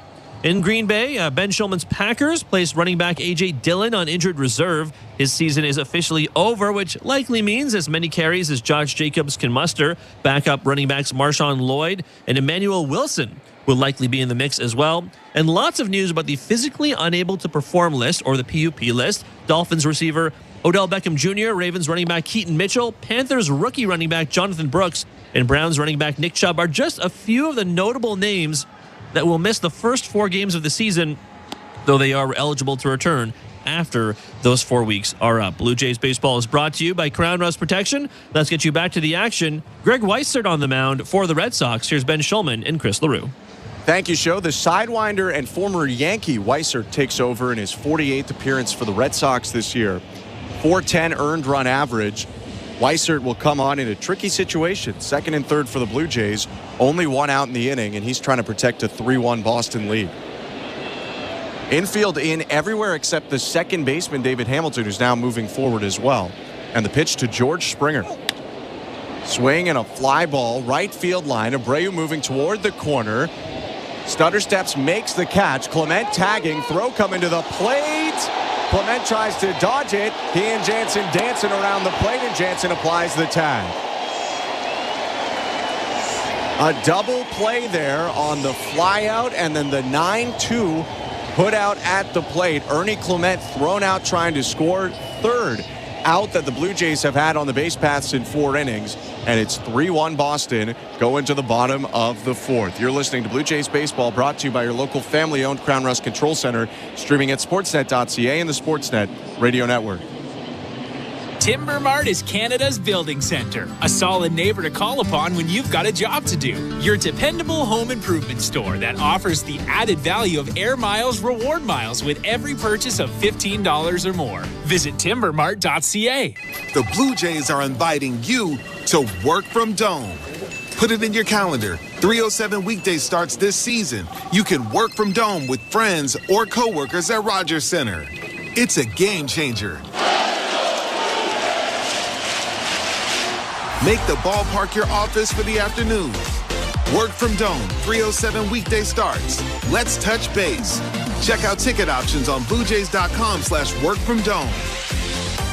Timber Mart always has plans to help you with your plans. Your home, your cottage, your garage, whatever needs your attention first, check the most visited spot on our website for ready-to-order plans to get the job done with Canada's Building Centre. Visit timbermart.ca. At Bet365, we don't do ordinary. That's why we introduced in-game betting. Because when the game starts, the action doesn't stop. With in-game betting, you can wager on game props, player props, totals, and the money line. And remember, in-game, you can track your same-day parlay with the option to cash out. Check out in-game betting and find out why. It's never ordinary at Bet365. Must be 19 years or older. Ontario only. Please play responsibly. If you or someone you know has concerns about gambling, visit connexontario.ca. This is Toronto Blue Jays baseball. The 0-2 pitch. Fastball, strike three looking. On Sportsnet 590 The Fan and the Sportsnet Radio Network. Bottom of the fourth inning, Blue Jays in Boston, trailing the Red Sox 3-1. I'm Ben Schulman alongside Chris LaRue. And the Red Sox outfielders have put on a clinic today. They just got another outfield assist, ending the top of the fourth, throwing out Ernie Clement at the plate. Masataka Yoshida leads off against Yariel Rodriguez and takes strike one. I can almost guarantee that third base coach Carlos Fablis will not sleep tonight. Whether the sends were correct, whether we think they shouldn't have been sent or not, that's besides the point. He is not having a good day. 0-1 pitch is a little soft liner to short, leaping catch Clement, one out. When I look back at the three outs, you have Guerrero thrown out trying to stretch a single into a double. Loperfido thrown out trying to score from first on a double, and then Clement there on the sac fly. Both of the Carlos Fablis sends, at least I don't really think are egregious. I probably agree with both of them. I mean, Clement's one of your faster runners, and that was a medium depth fly ball. Pitch now to Romy Gonzalez. High, ball one. And I believe that's an instinct play because that play is in front of you. Ernie Clement is looking at Wilyer Abreu in right field. He thinks he can make it. Carlos Fablis might be saying go, go, go, or don't go, but ultimately it's up to Ernie Clement. 1-0 hit foul, 1-1. I mean, the one probably avoidable one for sure for the Blue Jays was Guerrero getting thrown out. That has nothing to do with Carlos Fablis, maybe a little bit to do with Mark Budzinski, but pretty much all of Vlad. 1-1 pitch is bounced up the middle. On the run, Clement picks it up head high. Sidearm sling to first in time. 2 outs. But again, that play is in front of Vlad. It's almost like the coaches are there to support you only when that play is in front of you. If the play is in front of you, ultimately it's up to the player. Vlad gets thrown out at second base because it was his choice. Ernie Clement gets thrown out at home plate because it was also his choice to go. Unfortunate. 2 down now. Rodriguez facing Danny Jansen, the former Blue Jay. The pitch. Up and in, ball one. Jansen fly down on the first pitch he saw, hit it into the air into center field in the second. 1-0. Swing and a fly ball deep right center field. Varsho going back, has plenty of room still in the triangle and makes the catch on the edge of the track to end the inning. Quietly, 7 in a row retired by Rodriguez. Only one base runner since the end of the first inning, and he's trying to keep the Blue Jays in it. It's 3-1 Boston as we go to the fifth. You're listening to Blue Jays Baseball, brought to you by your local family-owned Crown Rust Control Center, streaming at sportsnet.ca and the Sportsnet Radio Network. Get closer to comedy with SiriusXM. Welcome, everybody. Exclusive comedy talk shows. This is childlike banter. This is gonna be nuts. The biggest comedy stars. Does Jerry Seinfeld miss TV? Kevin, I did TV. Michael Che, Colin Jost. Do you guys think post SNL? I would like to meet my kids. Brian Regan. If I could make $100 doing comedy, I'll have the world by the tail. I'll do this till the wheels come off. I didn't even know that was legal. Don't miss a moment. Search comedy on the SiriusXM app.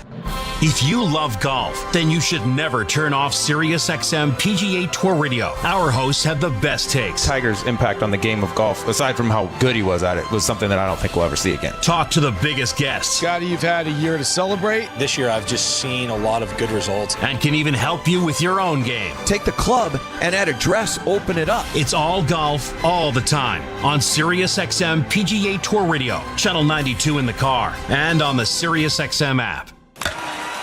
You love listening to baseball. You love talking about baseball, and so do we. That's why SiriusXM has the only channel on the radio dedicated to baseball 24/7. It's MLB Network Radio, SiriusXM Channel 89. News, opinions, passionate baseball talk from former players and GMs, plus interviews with players, managers, and executives, original specials, and much, much, much more. All baseball, every day, on your radio. If you can hear me right now, you've got MLB Network Radio, SiriusXM Channel 89, and on the SiriusXM app. The Blue Jays are in flight, leading 3-0. Blue Jays fans, this is Ross Atkins, and you're listening to Blue Jays Baseball on Sirius XM. Sportsnet Radio Network. The fifth inning is brought to you by Desjardins Financial Group. Desjardins awarded another 150 grants worth $20,000 each to entrepreneurs across Canada. See how Desjardins cheered on small biz at goodsparkgrants.ca. Thank you, Chris. Top of the fifth inning. Red Sox 3 and the Blue Jays 1. 2-3-4 for Toronto this frame. Dalton Varsho leads off. First pitch. Swing and a liner foul. 0-1.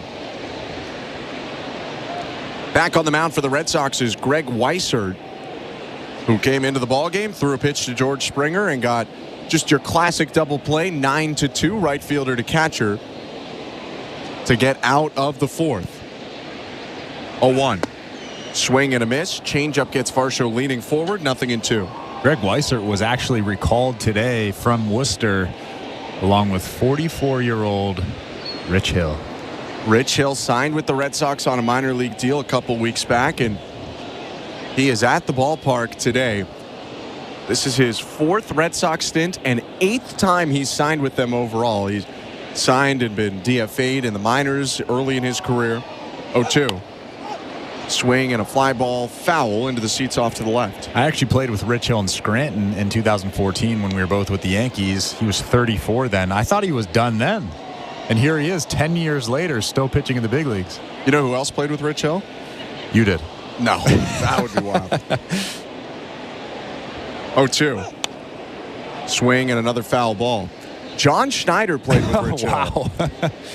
If you go back to the Cape Cod Baseball League in 2001, so they're both in or coming out of college at that point. Hill was a pitcher and Schneider was a catcher for the Chatham A's in the Cape Cod Baseball League. And now Schneider's managing as Hill, who's older than him, is playing. 0-2. Off the plate away. 1 ball, 2 strikes. I also should have known that they played for the Chatham A's. You should have. Those are the only guys you bring up. Chatham A's guys. I haven't mentioned them in a while, I would say. But you know, when you got Evan Longoria and Spencer Torkelson, it gets easy. 1-2. Inside, 2 balls, 2 strikes. Not to mention Whit Merrifield. Blue Jays have a foul with Commodore, though. Joey Loperfido. All right.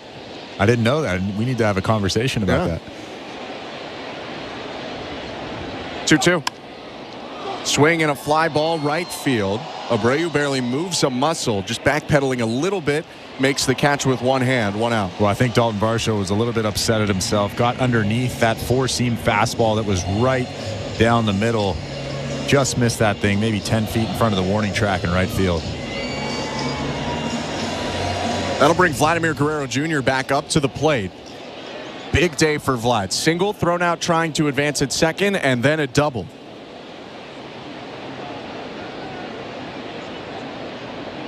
Weisert's pitch. Strike 1, fastball right down the middle. Vlad's batting average now up to .324. I mean, last year he would have been contending for the batting title. This year Bobby Witt's put that out of question. 0-1. Called strike at the knees, 0-2. Bobby Witt was at .347 to start the day, somewhere around there. Yeah. It would take a big collapse. It's doable. It's doable. It would take a big collapse.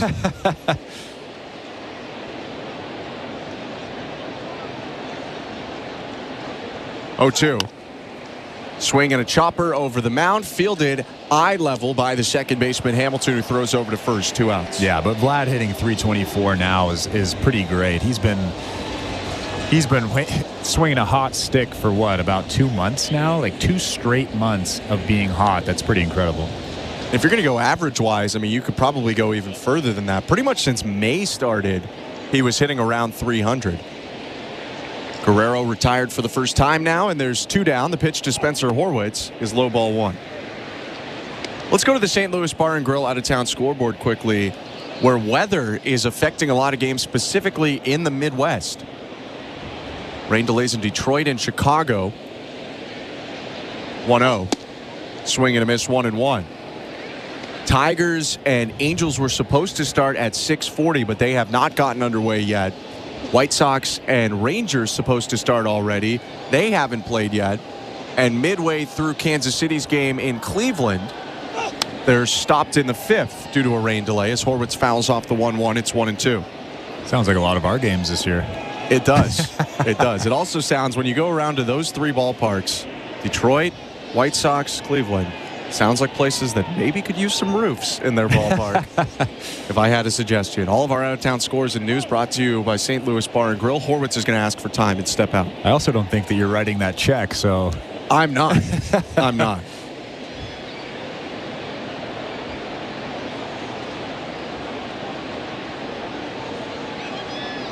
One-two pitch. Horwitz takes it off the plate away.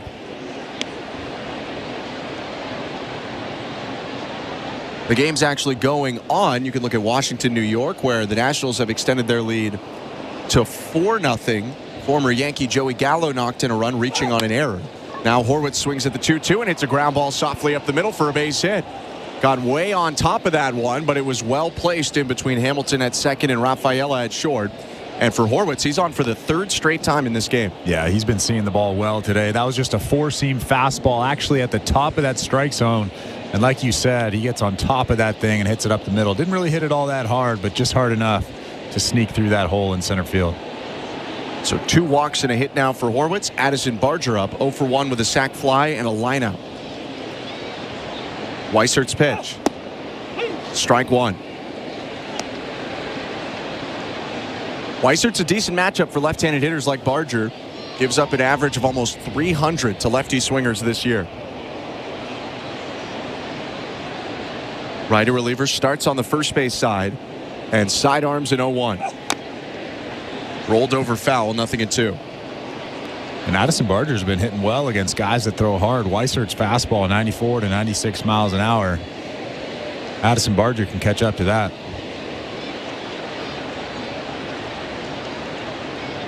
Weissert set at the belt, looking at Barger. 0-2. Fastball hit back foul, 95 just above the zone, and Barger hits it into the seats.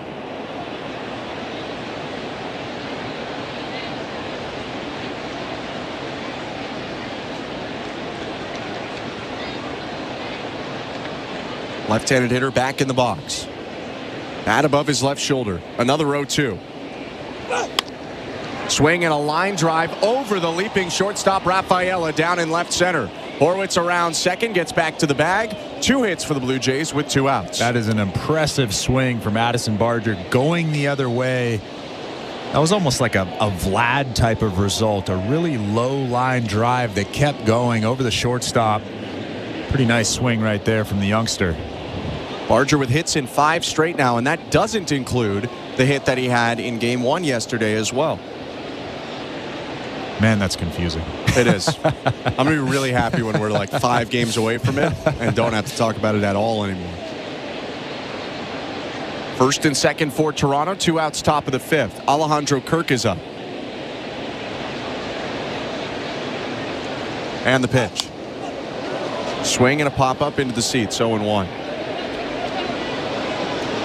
Blue Jays have left 6 on so far through 4 innings. We're in the top of the 5th. Had 2 on with 2 out in the first, didn't score. Had 1 on and doubled in the second, but Loperfido was thrown out trying to score. Did get 1 in the third, but left 2 on, and then the sac fly turned into a double play instead last inning with 2 on. 0-1. Swing and a fly ball left field. Shallow coming in. O'Neill makes the catch and ends the inning. 2 hits for the Blue Jays with 2 outs, but both Horwitz and Barger left on base. It's still 3-1 Red Sox, middle of the 5th. You're listening to Blue Jays Baseball, brought to you by your local family-owned Crown Rust Control Center, streaming at sportsnet.ca and the Sportsnet Radio Network. The NASCAR Cup Series is on SiriusXM. Let's go! We're back on the track Sunday, 5 p.m. Eastern. It's the Cookout Southern 500 from Darlington Raceway. Checker flag, baby. Yeah! On SiriusXM NASCAR Radio Channel 90 in the car and on the all-new SiriusXM app. Yeah! Get closer to everything that moves you wherever you are with the SiriusXM app. Let's make some smoke and drink some beer. Yes! The NASCAR Cup Series is on SiriusXM. Let's go! We're back on the track Sunday, 5 p.m. Eastern. It's the Cookout Southern 500 from Darlington Raceway. Checker flag, baby. Yeah! On SiriusXM NASCAR Radio Channel 90 in the car and on the all-new SiriusXM app. Yeah! Get closer to everything that moves you wherever you are with the SiriusXM app. Let's make some smoke and drink some beer. Yes! This is Bob Kendrick, president of the Negro Leagues Baseball Museum and host of the award-winning podcast, Black Diamonds. This week, we discuss Negro League statistics being integrated into the MLB record book. This game, I realize how important it is to this country, to our history. Having the Negro Leagues included into all of this baseball history is as American as you can get. Listen to Black Diamonds right now on the all-new SiriusXM app or wherever you get your podcasts.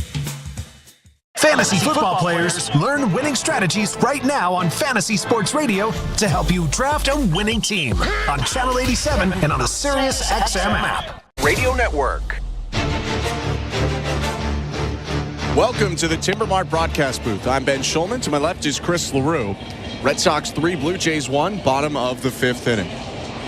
Yariel Rodriguez in a bit of a groove now after that tough first inning. Coming back up for the 5th inning with Cedon Rafaela, and then the top of the order, Jarren Duran and David Hamilton hitting for the Red Sox. Yeah, he's really been pitching well since the first inning, throwing a lot of strikes. Even that velo really is starting to creep up just a little bit. We saw him in the first inning at 91. I've seen him recently at 95. His first pitch to Rafaela pops out of the glove of Kirk and missed high anyway. 1-0.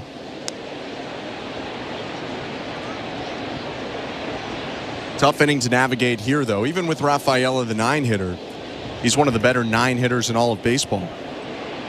1-0. Swing and a foul off, 1-1.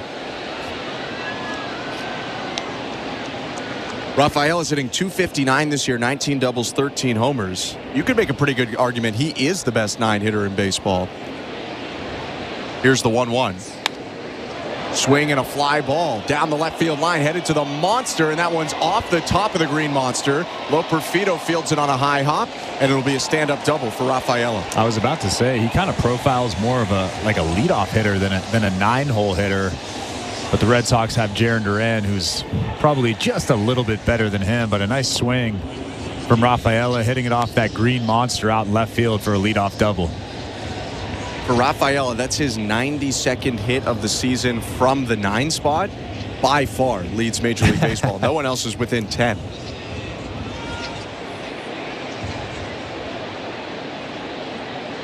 And that's really tough for Rodriguez because Jarren Duran is 2 for 2 today with a homer and an infield single. Pitch to Duran. Swing and a hot shot to second, backhanded by Wagner. He'll get up and throw to first to get the out. Rafaela is going to scoot up to third on the play, but I think Yariel Rodriguez will take that. There's one down. Yeah, I'll take that too. That was a good split finger down in the zone. He hasn't really thrown many split fingers today, but that was a good one to Duran. Duran moves the runner over. He's getting some high fives in the dugout, but I'll take that out all day long. Duran, a guy that really hasn't got out in this series so far. Retired there, but like you said, because he moved the runner, now Rafaela 90 feet away, and the Blue Jays infield has moved in. David Hamilton's up 0 for 2. First pitch, swing and a miss, strike 1. And now clearly Rodriguez has to go for the strikeout. So what kinds of stuff do you want to see from him in this at-bat? Well, he just threw a split finger down in the zone there. You get ahead 0-1. Now I don't want to see anything in that strike zone. You make David Hamilton chase. maybe a fastball up in the zone. We've talked about that a lot this season. The elevated fastball is great because they really can't do anything but swing and miss and pop it up. Both of those would be good results here, trying to keep the runner at third. Here's the 0-1. Went back to the splitter. This time Hamilton laid off. I like that. He's really got a feel for that split finger now, getting on top of it. You can see Kirk behind the plate really helping him out, forcing him to throw that thing down. Doesn't want it out over the middle of the plate. 1-1. Another splitter and another good one, but a take by Hamilton and miss low. 2-1.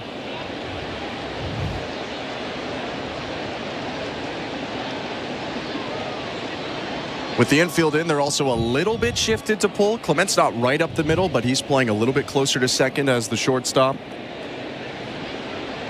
2-1 pitch. Fastball left over the plate and hit on the ground through the hole into right field, a base hit. Rafaela jogs home. It's an RBI single there for David Hamilton, and the Red Sox are back up 3. It's 4-1. And I can tell you this much, that's not where that pitch was supposed to be located. That was a fastball right down the middle. Alejandro Kirk was set up above the strike zone right at the hands of David Hamilton. And Yariel misses right over the middle of the plate for an easy base hit through that hole. And when that infield's in, that average skyrockets. For Hamilton, his first hit of the day and now his 28th RBI of the season. Tyler O'Neill's up with 1 out. Turn and throw over to first. Hamilton dives back in. You got to watch him really close. 32 stolen bases for the speedy middle infielder. Only been caught 4 times, too. The pitch. Swing and foul ball behind the plate, out of play, 0-1.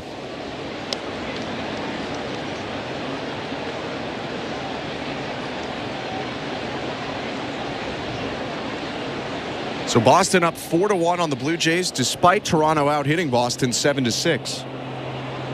0-1. Swing and a miss. Good slider. 0-2.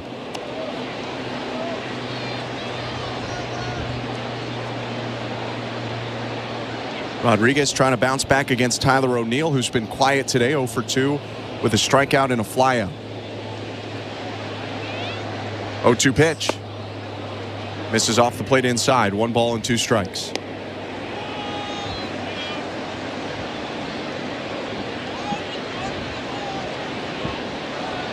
Rodriguez on the hill, ball behind his right hip. Shakes off 1 pitch, now leans forward and nods. The 1-2, Hamilton takes off, pitches hit on the ground, foul, third base side. Hamilton will have to go back to first. Yeah, they're lucky that Tyler O'Neill fouled that baseball off. David Hamilton got a great jump off of Yariel Rodriguez. I'm sure Alejandro Kirk would have had no chance to throw him out. Hamilton's in the 95th percentile in sprint speed, covering almost 30 feet per second.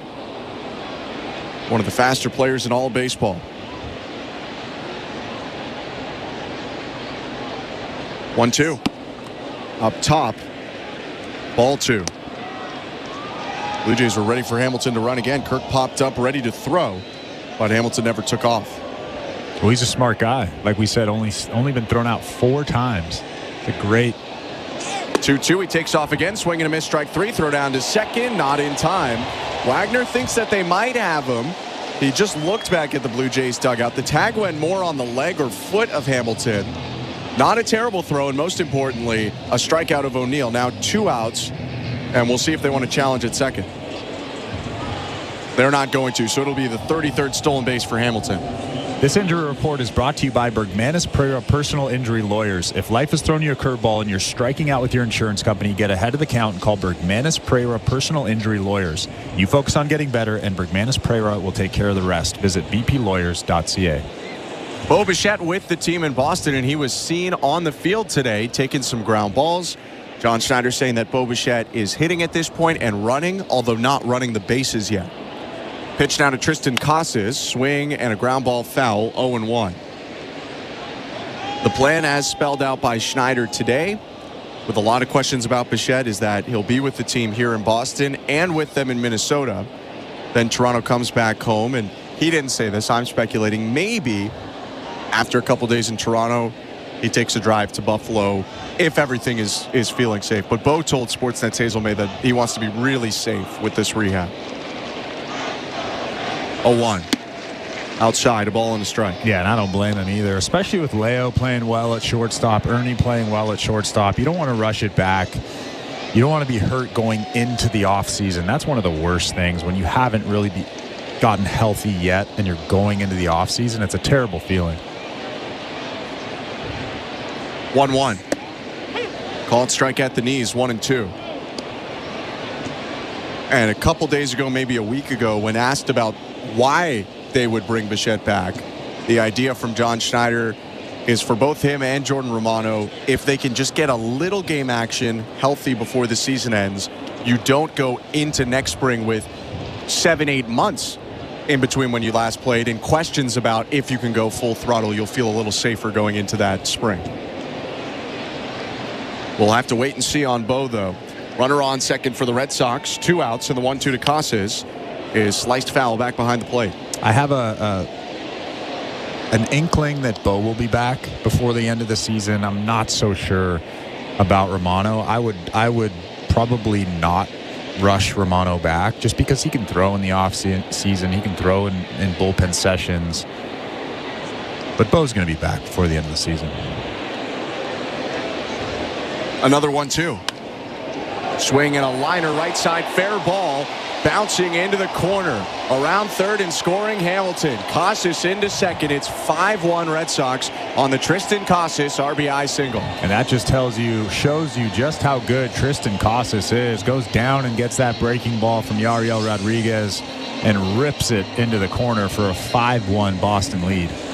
RBI double by Casas rather than single. Not a bad pitch from Yariel.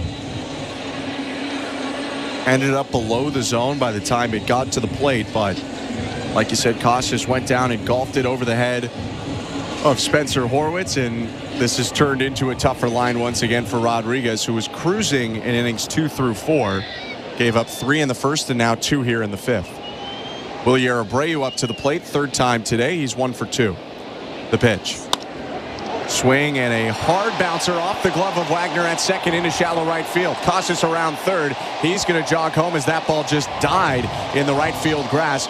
It's an RBI single there for Abreu, and the Red Sox have really blown it open 6-1. Well, this is a good lineup. This is a good team on the offensive side, and I think these are just some growing pains for Yariel, really showing him that he has to get ahead. He has to make good pitches, especially to these top-tier lineups.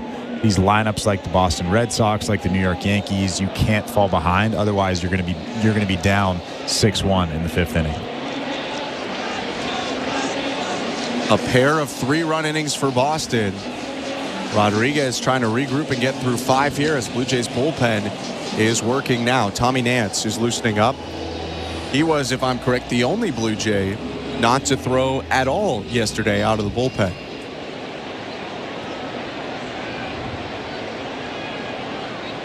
Masataka Yoshida is up. The pitch. Strike 1. A lot of these Red Sox runs with 2 outs. Yoshida's played a role in that. He had a 2-out, 2-run single in the first. 0-1. High and outside, 1-1. It doesn't seem to matter for Yoshida. No outs, 1 out, 2 outs. Against the Blue Jays, he rakes in his career. That last hit for him was the 27th he's had against Toronto in about a season and a half. More than he's had against any other opponent. 1-1. Swing and a ground ball foul, 1-2. It's a lot of hits against one opponent in less than 2 seasons. Not to mention the 6 doubles also are tied for the most he's had against any other team, and the 3 homers are the most he's had against any team.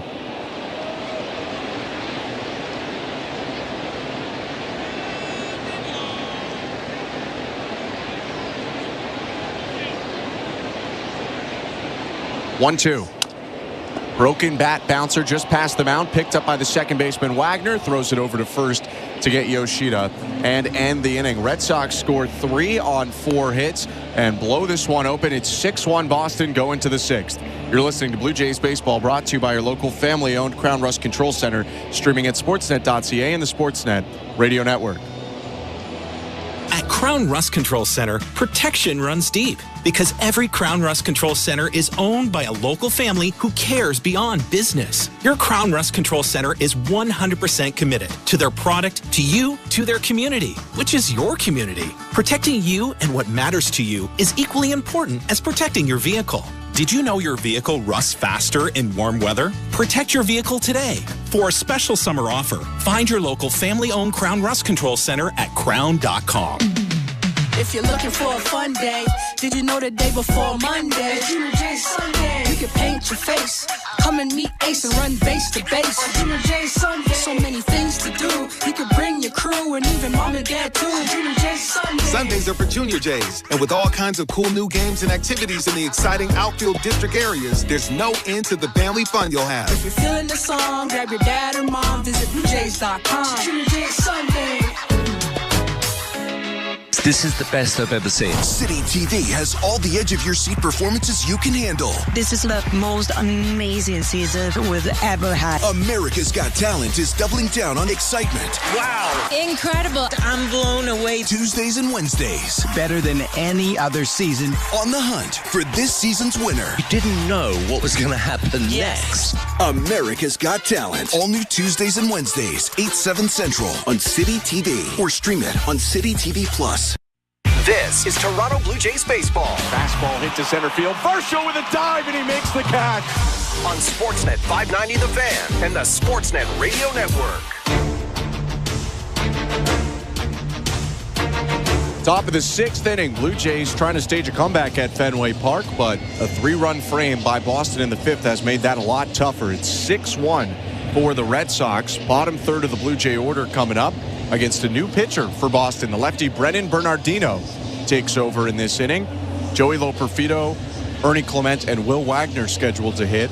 Loperfido and Wagner both left-handed hitters.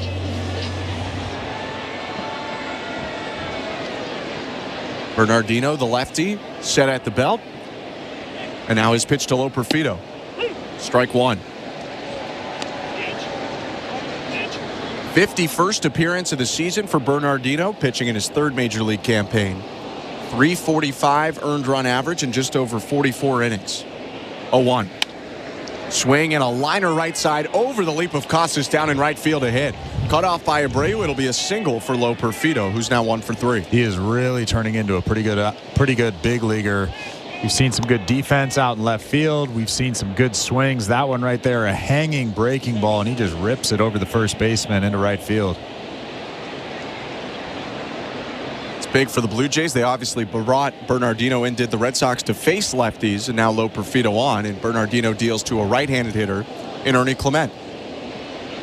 The pitch.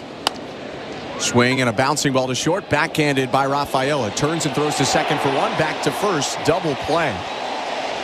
6-4-3, the Red Sox turn it, and they erase that hit and one pitch. There are now 2 outs in the top of the 6th. Well, I thought they had no chance to get Ernie Clement at first base, but Rafaela makes a nice play, going in the hole, ranging to his right, throwing across his body to David Hamilton at second base.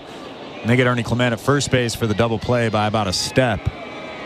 There aren't that many double plays turned when Ernie Clement hits it on the ground, but the Red Sox did that one to perfection, and now the pitch to Will Wagner misses down and away, ball 1. Will Wagner back to form, 2 for 2 with 2 doubles today. 1-0. Called strike. No, it's called low. Pardon me. 2-0.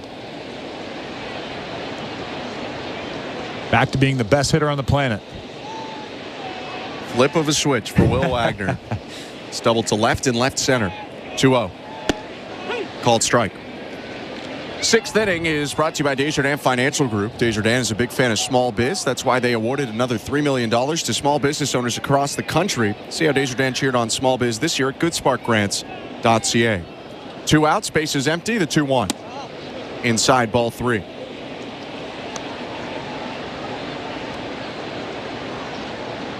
Blue Jays have a hit in every inning, 8 hits on the day. but are trailing 6-1 to the Red Sox in the top of the 6th. 3-1 pitch. Swing and a fly ball right field. Abreu going back towards the bullpen, still running, leaps, and it's out of here. First major league home run for Will Wagner comes at Fenway Park. He plants it in the Red Sox bullpen, and the Blue Jays are back on the board. It's 6-2 for Boston. Well, he didn't even know that was out of here. He was kind of looking at everybody while he was rounding second base, unsure of himself. Kind of tells you how many big league homers he has. Pretty good swing for Will Wagner. He's 3 for 3 in this ball game. Gets a hug from Vladimir Guerrero Jr. and a ton of high fives coming back into the dugout. A moment that he will always remember. His first major league home run. George Springer up now, fouls it back 0-1. How about hitting your first major league home run at Fenway? Yeah. Donning the home run jacket for the first time. You figured it was coming at some point. Abreu almost had a bid to rob that, but Wagner just hit it a little bit too far. 0-1 pitch called strike, 0-2.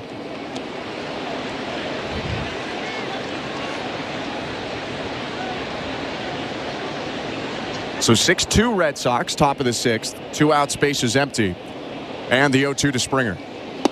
Swing and a miss, strike 3. Gets him on a breaking ball, but the Blue Jays punch back a little bit. They score 1 on Will Wagner's first major league home run. 2 hits for Toronto, nobody left. 6-2 Red Sox, middle of the 6th. You're listening to Blue Jays Baseball, brought to you by your local family-owned Crown Rust Control Center, streaming at sportsnet.ca and the Sportsnet Radio Network. It's the dawning of a new era in college football.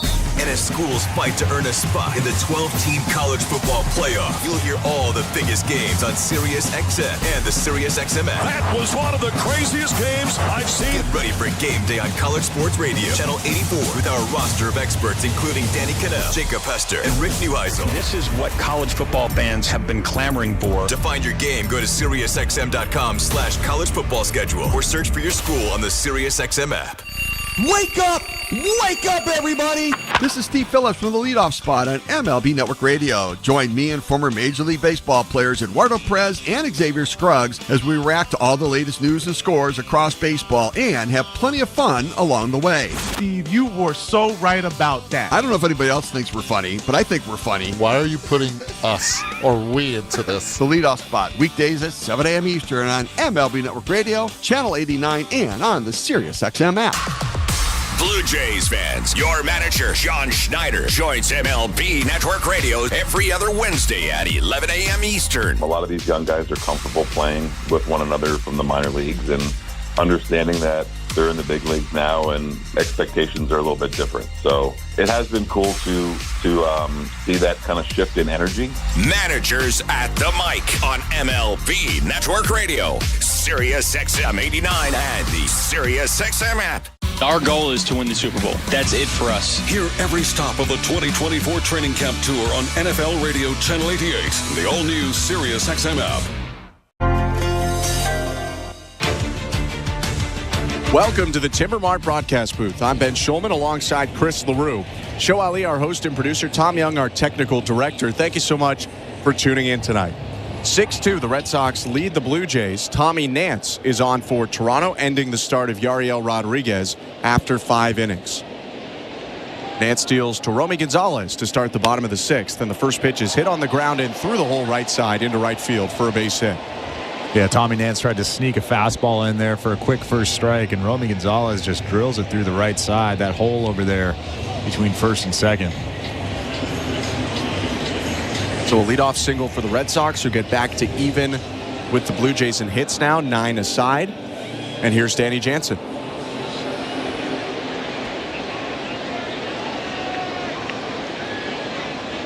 Nance's pitch. Strike 1. I think the more he comes to the plate, the less you hear the applause from Blue Jays fans that are at Fenway right now. The more he becomes an opponent. He is truly an opponent now. Throw over to first, dive back in by Gonzalez. A lot of Blue Jays were seen on the field catching up with Jansen before today's game. Pretty hectic day yesterday. Toronto getting in late really in the morning of yesterday and then plays the 2 games. Jansen hits it on the ground to third, picked up by Barger, slings it to second, 1 over to first, double play, and there are 2 down. Well, I'm sure Blue Jays fans at Fenway right now are torn. Do they cheer? Do they not cheer? Danny Jansen, of course, was with the Jays for 6 years. Just hits into a nice, easy double play right there. So a nice start for Nance to his outing. 9th appearance for the right-hander, ERA just below 5. His pitch to Cedon Rafaela misses outside, 1-0. Let's go quickly to the St. Louis Bar and Grill out-of-town scoreboard. Yankees on the board in Washington. It's now 4-1 for the Nationals over the Yankees. 1-0. Outside 2-0. I thought for sure you were going to look at me and say, guess who hit a homer? Well, Aaron Judge drove in the run. Do you want to guess how he did it? A double in the gap. He grounded into a double play. All right. Doesn't get an RBI. 2 down and the 2-0 to Rafaela. Fouled it off himself. Leaning on his bat right now to support his weight. It's 2-1. Oliver out of town scores brought to you by St. Louis Bar and Grill. In Boston, it's Red Sox 6, Blue Jays 2.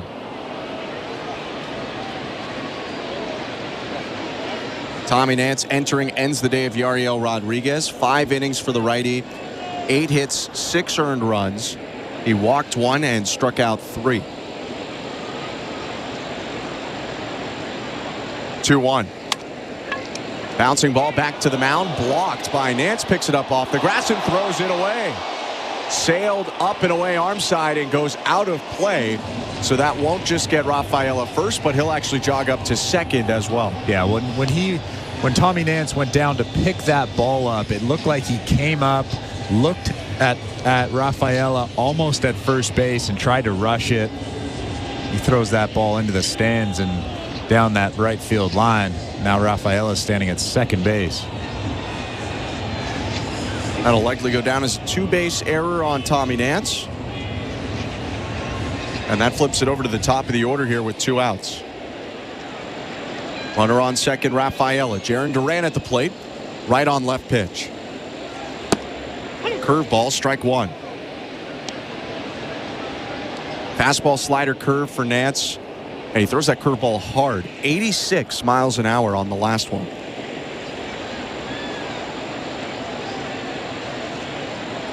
Oh, 1. Another curve, 87, and it's hit foul, 0-2. Now you have to stay out of the strike zone. You can't throw anything in the heart of the plate. We've seen Duran just do damage on everything in this series so far. 2 for 3 today with a solo homer to start the offensive day for the Red Sox. Also a single in the second.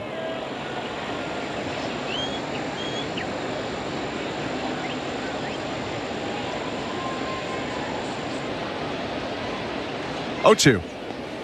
Bounced the curve, check swing by Duran, appeal down to third. He did not go. That ball bounced away from Kirk. So moving up to third is Cedon Rafaela, and honestly maybe a break for the Blue Jays that wasn't a swing. I think Duran's safe at first if it was. Yeah, you could also tell that Tommy Nance had that in his mind. I am not throwing anything hittable in this count right here. He bounced that about a foot in front of home plate.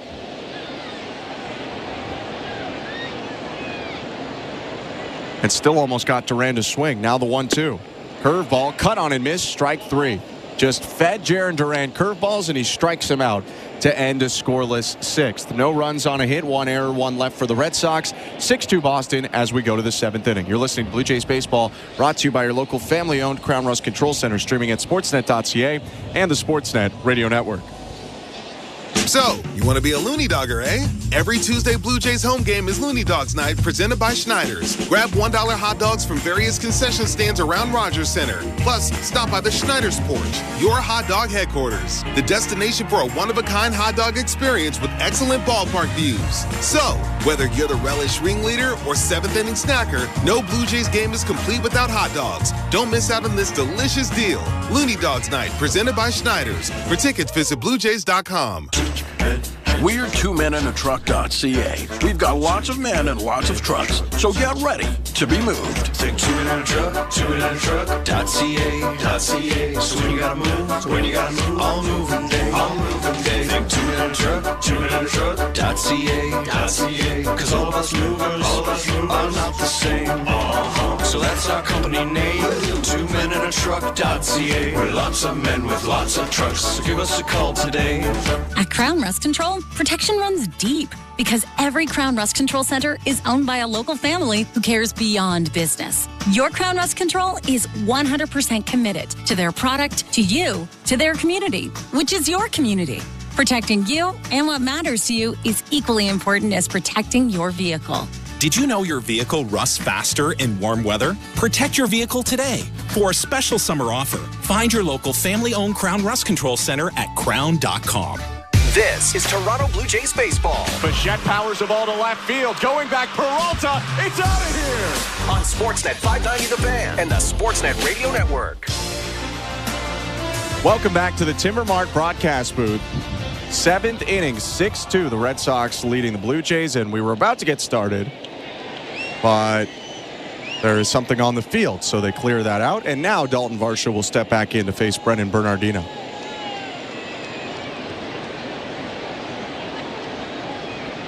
Varsho still trying to extend that 22-game on-base streak. 0 for 3 today. The pitch. Shows bunt, pulls it back, 1-0. This will be a tough AB for Dalton Varsho, facing a left-handed pitcher who has very good stuff. We saw that curveball there to start him off. He also throws a pretty good fastball. 1-0. 1-0 pitch hit on the ground and past the slide of Casas into right field, a base hit. Varsho with a wide turnaround first gets back to the bag just in time as they threw back behind him. So that should extend the on-base streak. I would assume they'll go with hit over error, even though Casas touched it. And Varsho's on to lead off the 7th. Yeah, that was a tough play for Casas at first base. Dalton Varsho ripped it on a one-hop. I would imagine that's a base hit. We'll have to wait and see. But Dalton Varsho with a good swing there on a fastball that was on the inside part of the plate. Still waiting on a scoring decision as Vladimir Guerrero Jr. comes up. And now a throw over to first. Varsho back with a dive.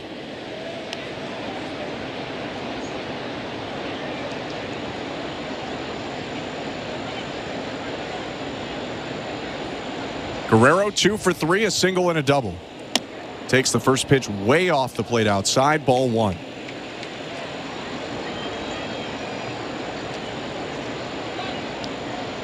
Still time to come back in this one. Blue Jays down 4 with 9 outs to play. 1-0. Called strike. By the way, they have put it up on the monster that it's a base hit for Varsho. So that should extend the streak.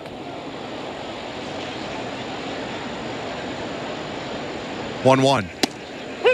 Called strike. 1-2.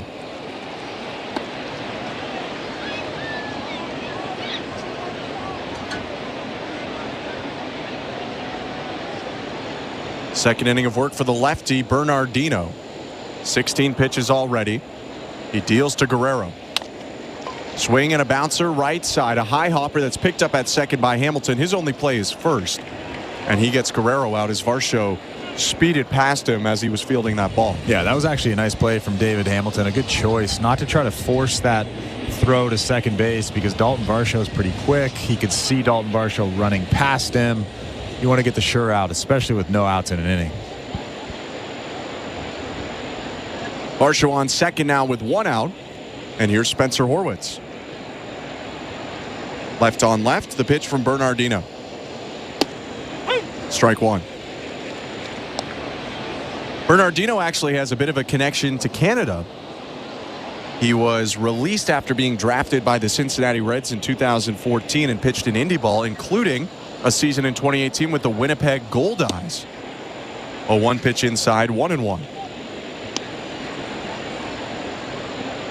By the way, they've actually ruled that Varsho batted ball to be an error on Tristan Casas. So because of that, that will not extend the on-base streak for Varsho. That does not count as reaching base safely. 1-1. Outside, 2-1. It's a pretty tough call. I'd have to see a little bit of a slower motion replay, but it looked like Tristan Casas had a tough time with that ball. I mean, he didn't really run into it, but he did kind of slide Over to his side. 2-1. Swing and a rip to first base, caught on a line by Casas. 2 outs.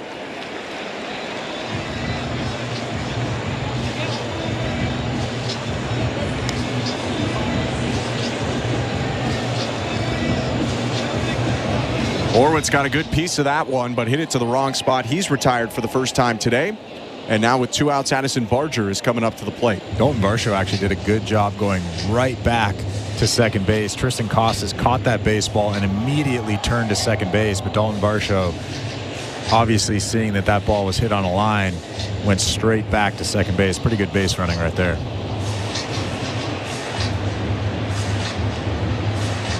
Quick meeting on the mound between Jansen and Bernardino before Addison Barger comes up. Very productive day for Barger. A single, a sac fly, and a hard lineout. First pitch. Strike 1.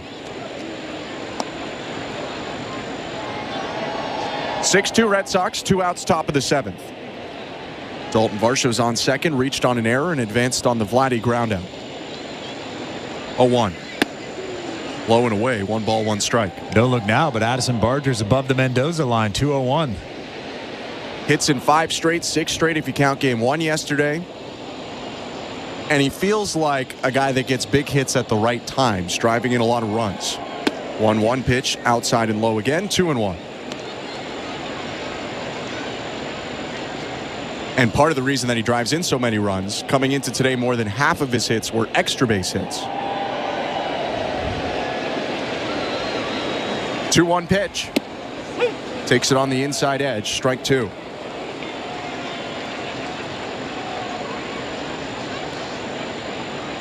.25 pitches for Bernardino, who leans forward toward the plate, now stands up tall in the set. Glove at his belt, and the 2-2. Down and away, ball 3. He's tried to entice Barger on those breaking balls down and away, but Barger has not budged on those pitches. Well, early on in the season, early on in his career, Addison Barger probably would have offered at that pitch. But now that he's more seasoned, he has a better approach up there, laid off that tough curveball.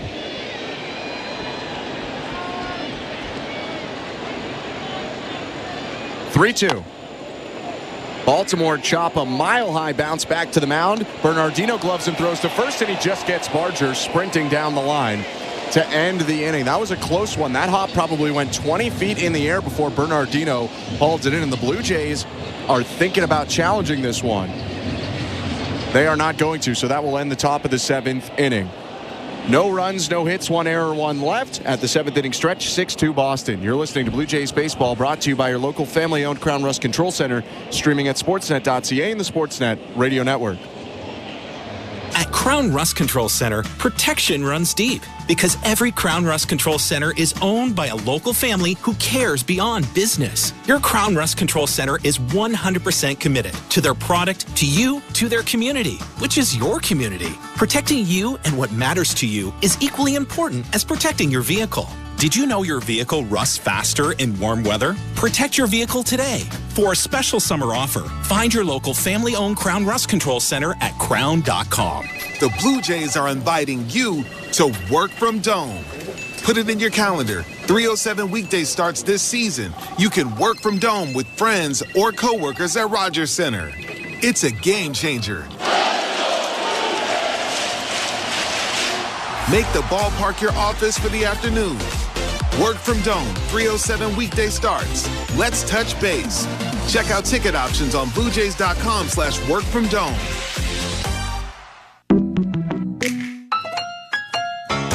I am by your side. Got a heart so big, on this you can rely. No mountains too tall for the strong boots to climb. I am by your side. That was Desjardins Insurance, playing insurance with a heart so big it shows. Tune in for your auto and home coverage at desjardins.com/heart. This is Toronto Blue Jays baseball. They got him. A strike him out, throw him out, double play. On Sportsnet 590 The Fan and the Sportsnet Radio Network. Bottom of the 7th at Fenway Park. Blue Jays and Red Sox. It's 6-2 right now for Boston over Toronto. and Tommy Nance is back out on the mound for his second inning of work. I'm Ben Schulman alongside Chris LaRue. Show Ali's our host and producer. Tom Young's our technical director, and we'll have Blair and Barker coming up after the game with Blue Jays talk, so stick around through this broadcast. First pitch of the inning is a curveball that misses outside to the left-handed hitter David Hamilton, 1-0. Hamilton with an RBI single in the fifth and a stolen base. Also came in to score that inning. He's 1 for 3. 1-0. Curveball in there, strike one.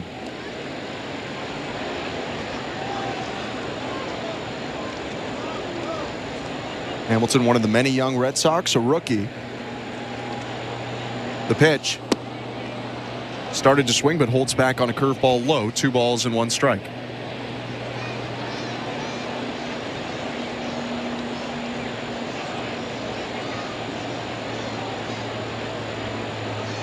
Two-one.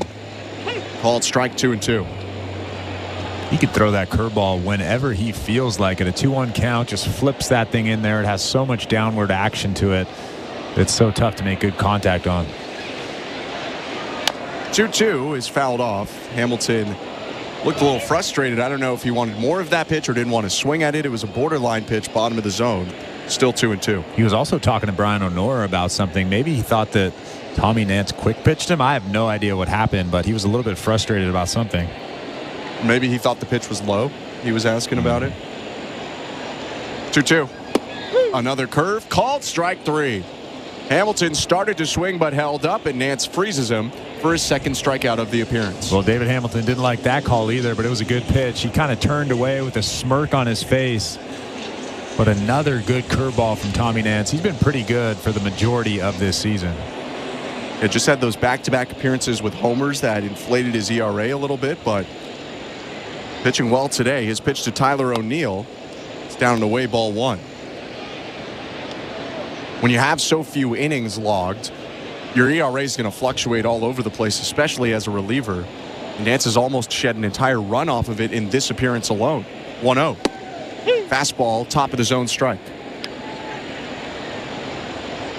Yeah, that home run he gave up to Nico Kravatis of the Angels, that 3-run home run where he kind of just stuck the bat out, and it ended up going out in that bullpen in left field. That was a backbreaker for him. 1-1 pitch hooked foul on the ground, 1-2. Because he had been so good up until that point. And that goes from, from a numbers standpoint, you're going 2 innings scoreless. That turns into 3 earned runs in 2 innings. Very different for your overall season outlook. 1-2. Swing and a miss, strike 3. Went with the slider and gets O'Neill to chase off the plate outside. 3 strikeouts in a row for Tommy Nance, and there are 2 down. Yeah, his slider is definitely his 3rd best pitch. I would tend to think that the fastball and the curveball are his 2 best pitches, but it's still pretty good. It moves like a big cutter. A lot of right to left movement for that pitch. 2 down, Tristan Casas up. And the pitch. Swing and a liner caught by Nance on the mound to end the inning. That one was tattooed right back at him, but quick reflexes. Tommy Nance makes the play, and it's a 1-2-3, bottom of the 7th. We go to the 8th. Red Sox 6, Blue Jays 2. You're listening to Blue Jays Baseball, brought to you by your local family-owned Crown Rust Control Center, streaming at sportsnet.ca and the Sportsnet Radio Network. I'm Peter Bergen, a national security journalist, author, and host of the Audible podcast In the Room. Each week, I bring you direct from the source reporting on the most important and perplexing issues facing our world today, like how local election officials can ensure the integrity of the voting process, why people are drawn to conspiracy theories, and whether international sanctions ever really make a difference. Just search In the Room in the SiriusXM app. Are you regretting eating that gas station hot dog? Yeah, we know. We've been there too. This is a message for baseball fans like you. Did you know that you get a channel that's talking baseball 24/7 as part of your SiriusXM subscription? What? Our lineup includes shows hosted by former big leaguers and executives. Plus, you'll hear from 17 managers each week. MLB Network Radio is on SiriusXM Channel 89, or just search MLB Network Radio on the SXM app. SiriusXM Sports. We're more than just a game. Hello, Blue Jay fans. I'm Craig Ballard, host of your daily Locked On Blue Jays podcast. Locked On Blue Jays is part of the Locked On Podcast Network, your team every day. Locked On Blue Jays brings you the latest Blue Jays news and analysis and breaks down all of the action. Locked On Blue Jays is everything a Blue Jays fan could want, all in a 30-minute daily podcast. Download Locked On Blue Jays right now on the SXM app, available with all trials and popular plans, or wherever you get your podcasts. Search Locked On Blue Jays. In season or out of season, the number one place for college sports is SiriusXM College Sports Radio, Channel 84. Sportsnet Radio Network. Righty reliever Chris Martin on for the Red Sox. Welcome back to Fenway Park. It's 6-2 Boston going to the 8th inning.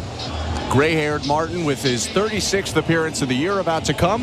A .288 earned run average in just over 34 innings. Blue Jays will send up 6, 7, 8 in their lineup. Alejandro Kirk, Joey Loperfido, and Ernie Clement. Still knotted up at hits at 9-9, Blue Jays and Red Sox, but Boston has been more clinical in the big situations. Pitch to Alejandro Kirk is called strike one. And we talked about Rich Hill earlier being called up from Worcester, the Red Sox AAA team, at 44 years old. But Chris Martin, I mean, he's 38 years old as well. He's been around a long time, was drafted in 2005. Next pitch up high, 1-1. You throw now Hill, Martin, like you mentioned, and then Kenley Jansen, who signed in 2004 with the Dodgers. You have a lot of experience in that pen. 1-1. Bounced foul, 1-2. And even at 38, Chris Martin's still having a heck of a season. A 2.88 ERA, 39 strikeouts in just 34 1/3 innings. 2 IL stints this season have slowed his year down a little bit, but he's been very effective when in there. Got a lot of gray hair, too. You can tell he's pushing 40. 1-2 pitch low, 2-2.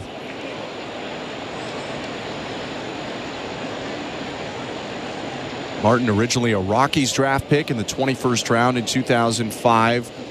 Did not sign with the Rockies and then signed with the Red Sox as a minor league free agent in 2011. Kirk bounces it back to the mound, picks it up, throw over to first in time, 1 out. Pretty tough bending over for Chris Martin, not because of his age, but because he's 6'8". You could see him really struggling to get down to pick up that ball on the grass. And he throws out Alejandro Kirk at first base. You know, Martin's a big dude. He had an interesting play in Toronto earlier this season where a ball was chopped over the mound and he stumbled back, fell down, but reached up with his long arm and barehanded the ball and threw it to first. First pitch to Joey Loperfido, check swing bouncer, foul, 0-1. Let's go to the St. Louis Bar and Grill out of town scoreboard, where the Nationals have finished off a win over the Yankees, 4-2. Washington wins. Here's the 0-1 pitch to Joey Loperfido. Called strike, 0-2. You were upset because Gleyber Torres flew out to end the game and Juan Soto is standing on deck. Well, just for the moment, it would have been cool because the Yankees put the tying run on base in the 9th inning. First and second, 2 outs.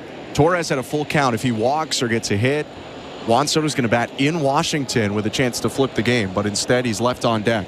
0-2 pitch, swing and a miss, strike 3, gets him with a splitter. And there are 2 down. Yeah, pretty tough split right there. You could see Joey Loperfido was thinking something hard, but Chris Martin, such a crafty vet, doesn't really throw as hard as he used to, but still that split finger right there looks like a fastball and then just dives underneath the barrel.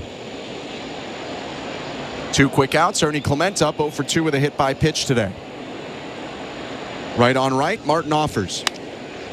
Swing and a fly ball, shallow center field. Duran moving in and toward left center, makes the catch and ends the inning.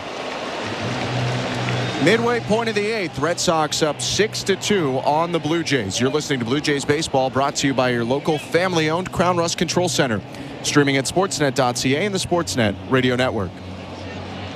At Crown Rust Control, protection runs deep because every Crown Rust Control Center is owned by a local family who cares beyond business. Your Crown Rust Control is 100% committed to their product, to you, to their community, which is your community. Protecting you and what matters to you is equally important as protecting your vehicle. Did you know your vehicle rusts faster in warm weather? Protect your vehicle today. For a special summer offer, find your local family-owned Crown Rust Control Center at crown.com. If you're looking for a fun day, did you know the day before Monday? Junior J Sunday. You can paint your face, come and meet Ace and run base to base. Junior J Sunday. So many things to do. You could bring your crew and even mom and dad too. Junior J Sunday. Sundays are for Junior Jays, and with all kinds of cool new games and activities in the exciting outfield district areas, there's no end to the family fun you'll have. If you're feeling the song, grab your dad or mom, visit BlueJays.com. Junior J Sunday.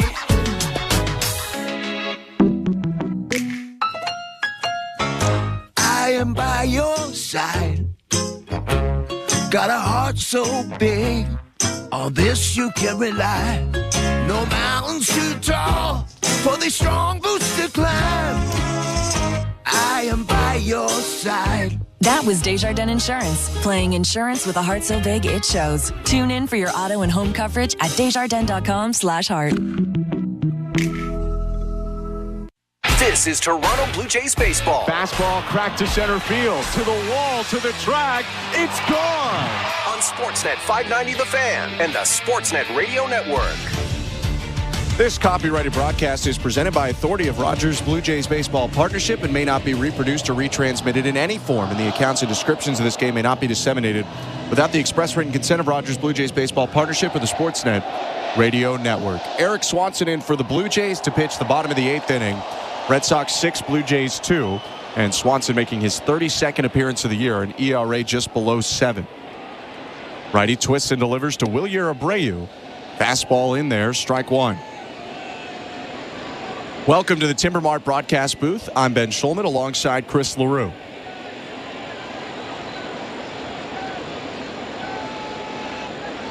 Oh, 1. Swing and a foul back, 0-2.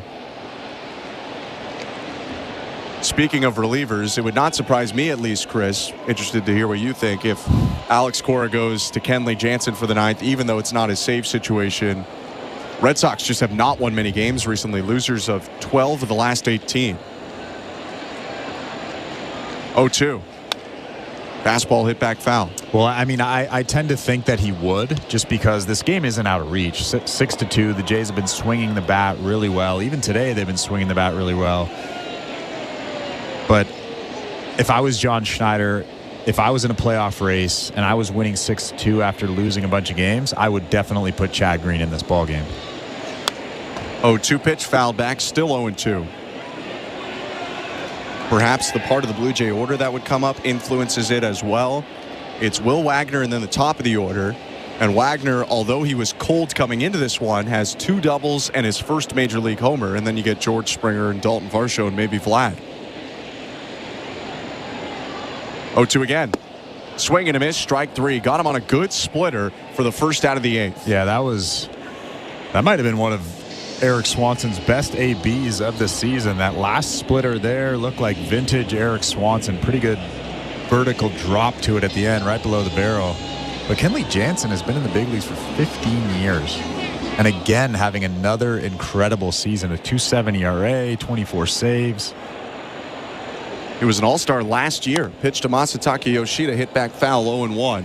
And they do have Jansen warming up, so that kind of answers our question.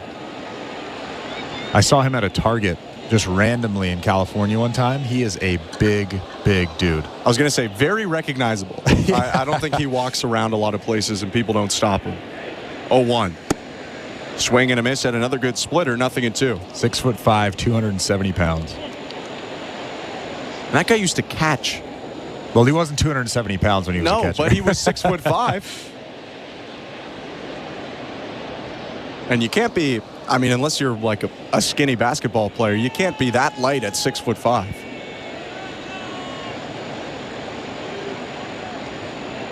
Oh, 2.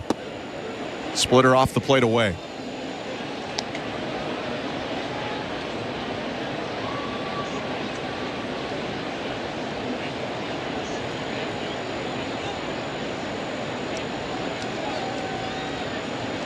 Now the 1-2 pitch. Fastball, got him looking, strike 3. Yoshida doesn't like it, and he's got good reason. That pitch was outside for sure. But Swanson, who's been peppering the zone, gets the benefit of the call, and it's back-to-back strikeouts in the 8th. Well, Yoshida didn't like it, and I tend to agree, but that's what happens when you throw strikes. Sometimes umpires give you the benefit of the doubt. Yes, looking at the replay, that was about a ball and a bit off the plate. But Eric Swanson, like you said, has been peppering that strike zone all inning. His pitch to Romy Gonzalez, splitter low, ball 1.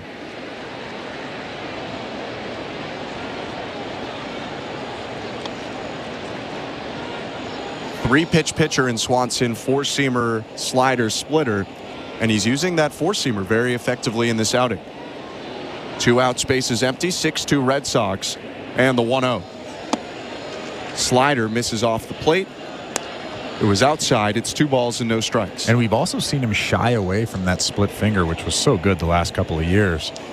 But in this outing, he's really starting to use it a little bit more. 2-0. Swing and a miss. Tight slider gets the whiff from Gonzalez, and it's 2 balls and 1 strike. Mentioned earlier, but the Blue Jays will have 9-1-2 in the 9th. Wagner, Springer, Varsho. 2-1. Called strike 2 and 2. Just looking quickly at the St. Louis Bar and Grill out-of-town scoreboard. Mentioned the tough weather earlier. The White Sox and Rangers still have not started play, still in a delay, and they were supposed to start around when the Blue Jays did. Out-of-town scores brought to you by St. Louis Bar and Grill. 2-2. Swing and a miss. Strike 3. Eric Swanson strikes out the side, getting Gonzalez on an elevated fastball, and we go to the 9th. Red Sox 6, Blue Jays 2. Kenley Jansen on the mound next. You're listening to Blue Jays Baseball, brought to you by your local family-owned Crown Rust Control Center, streaming at sportsnet.ca and the Sportsnet Radio Network. The same smooth you get from Yacht Rock with a lot more groove. Turn your love around. Yacht Soul. Silky grooves and refined rhythms of the late 70s and early 80s. From Luther, I just don't wanna stop Lionel, all night long. Bobby Caldwell, What you won't do. and more. Yacht Soul. Year-round in the Sirius XM app. And docked for a limited time at Channel 105 Almost Radios. Every night after the final.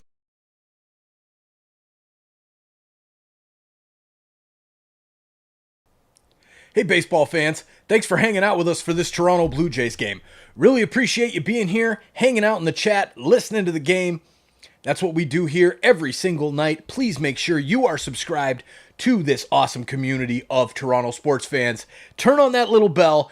Do not forget to turn that little bell on. That's actually really important, because then you're going to get notified every single time the Toronto sports team is playing live, because we're live right here on TSI. Whether it's the Leafs, the Jays, the Argos, the Raptors, TFC coming soon, and the Buffalo Bills of the NFL. We'll see you guys back in the chat. Let's go Blue Jays. Airs Saturday at 9 a.m. Eastern on MLB Network Radio, Sirius XM 89, and the all-new Sirius XM app. New episodes drop every Tuesday wherever you get your podcast. After the game, join us on MLB Network Radio. We're talking baseball with you all season long on Sirius XM Channel 89 and the Sirius XM app. And the Sportsnet Radio Network.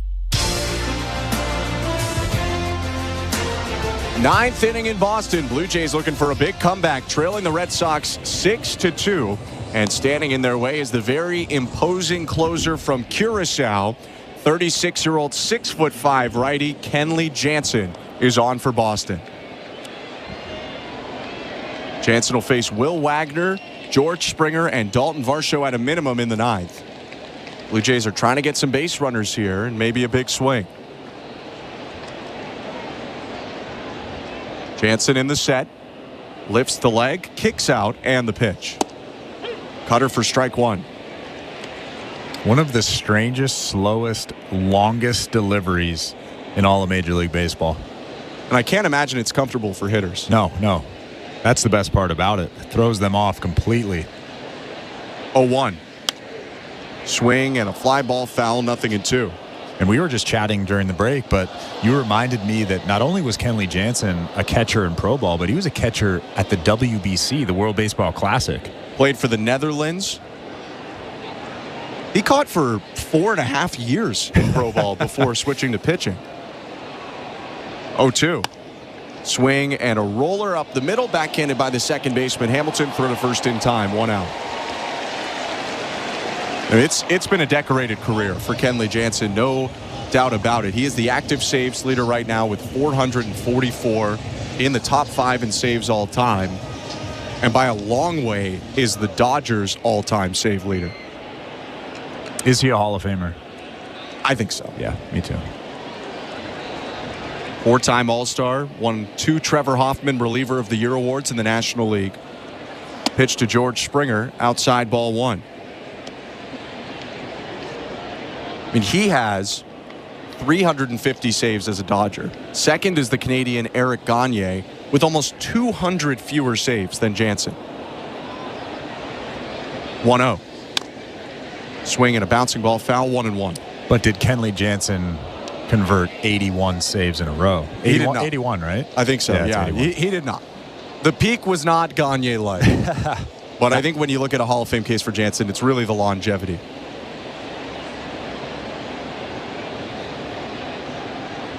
1-1. Swinging a hard hit grounder right at the third baseman Gonzalez, up with it and a throw to first, and the Blue Jays are down to their final chances. Springer is retired. Here comes Dalton Varsho. And that cut fastball that he throws really isn't even nearly as hard as it used to be. It used to be about 94 to 96 miles an hour, now about 91, 92, but you could see the swings that these Blue Jays guys are taking. I mean, it's still a super effective pitch.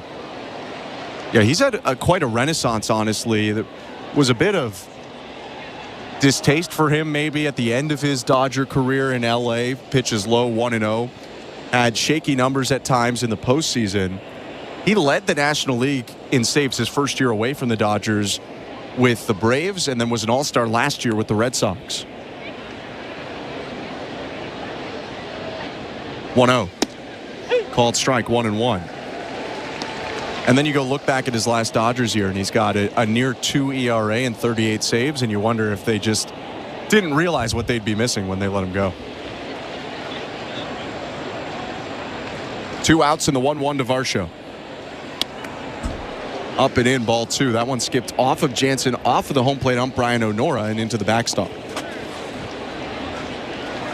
I mean, we've seen with the Blue Jays bullpen this season, it's so difficult to find guys that are comfortable in those high leverage situations. Kenley Jansen has the slowest heartbeat of anybody I can even think of in those situations. 2-1. Outside, 3-1. He's been full-time closing since he was 24 years old in 2012. He's put up 4 different 40-save seasons, twice led the National League in saves. 3-1 pitch. Swing and a fly ball deep down the right field line, but that's going to go wide of Pesky's pole and into the seats. And now the Blue Jays working with just 1 strike left. It's 3-2 with 2 outs. A 3-run first and a 3-run fifth for the Red Sox have been the driver. They're up 6-2. 2 out, spaces empty, top of the 9th. Payoff pitch. Swing and a fly ball center field. That sends Duran back, turning around. That ball carries all the way out of the yard. Dalton Varsho picking the deepest part of the ballpark. Thought Duran was slowing down to camp under it, but all of a sudden he turned and Varsho hit it 424 feet out to center. It's now 6-3. Well, off the bat, I definitely didn't think that he was going to get enough to get it out of here. Like you said, I thought Jarren Duran had a beat on that thing and was settling underneath it, but it just kept going and going. Dalton Varsho doing a good job going down and golfing that thing out of here. 16th long ball of the season for Varsho, and now Vladimir Guerrero Jr. gets to hit in the 9th, and he swings and misses at a first pitch cutter, 0-1. Still got to pass the baton 2 more times before you get the tying run to the plate. Blue Jays down 6-3 with 2 outs in the 9th. 0-1. Swing and a chopper. Backs up the second baseman Hamilton onto the right field grass, and he throws over to first to get Guerrero, retire the side, and end the game.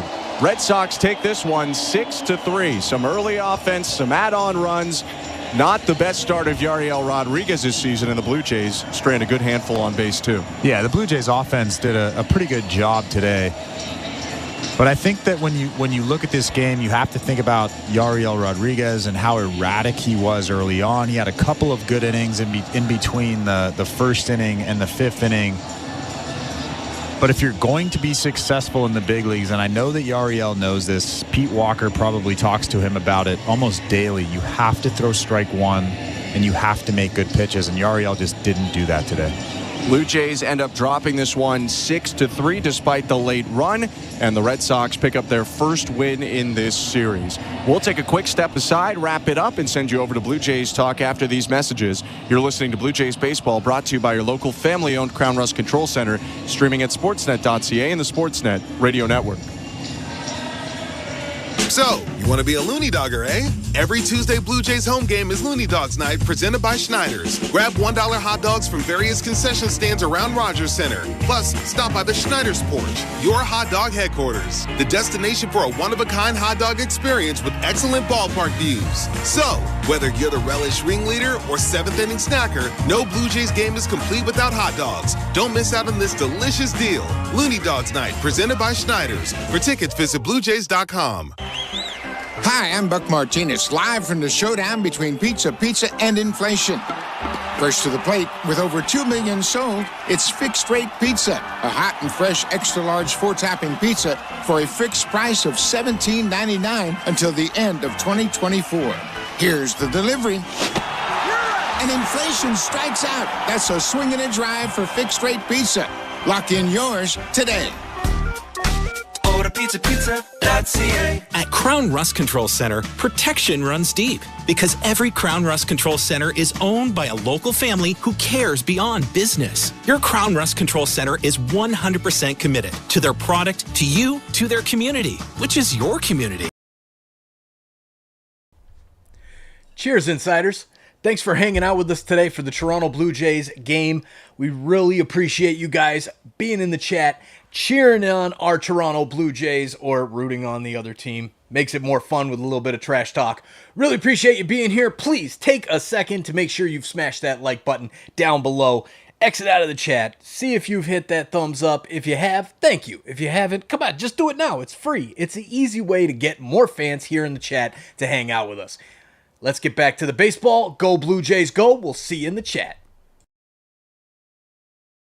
We're two men in a truck. Two men and a truck, the movers who care. This is Toronto Blue Jays baseball. Francis kicks and delivers. Called strike 3, 95. On Sportsnet 590 The Fan and the Sportsnet Radio Network. Blue Jays fall 6-3 to the Red Sox in this third game, or technically second, of the series. I'm Ben Schulman alongside Chris LaRue. Thanks so much for sticking with us. Blue Jays talk coming up in just a sec. But let's look back at this one quickly, Chris. We talked about Yariel Rodriguez. He has a tough day today. 5 innings, 8 hits, 6 earned runs, 1 walk, 3 strikeouts. On the other side, Cooper Criswell got the start. He didn't fare great, was knocked out with 1 out in the 4th inning, but his defense and a little bit of the Blue Jays' bats put him in a decent spot. Toronto had a ton of traffic against Criswell, but only managed 1 run off the righty starter. Yeah, they really hit Criswell well. They, no pun intended, but I think that early on there were some good swings, great swings. Even Addison Barger hit a good line drive to the second baseman, David Hamilton, that just caught it right at his chest. But all day long, this Blue Jays offense was right on pitches. We even saw it till the 9th inning when Dalton Varsho hit that home run off of Kenley Jansen. But a very good offensive day for the Toronto Blue Jays.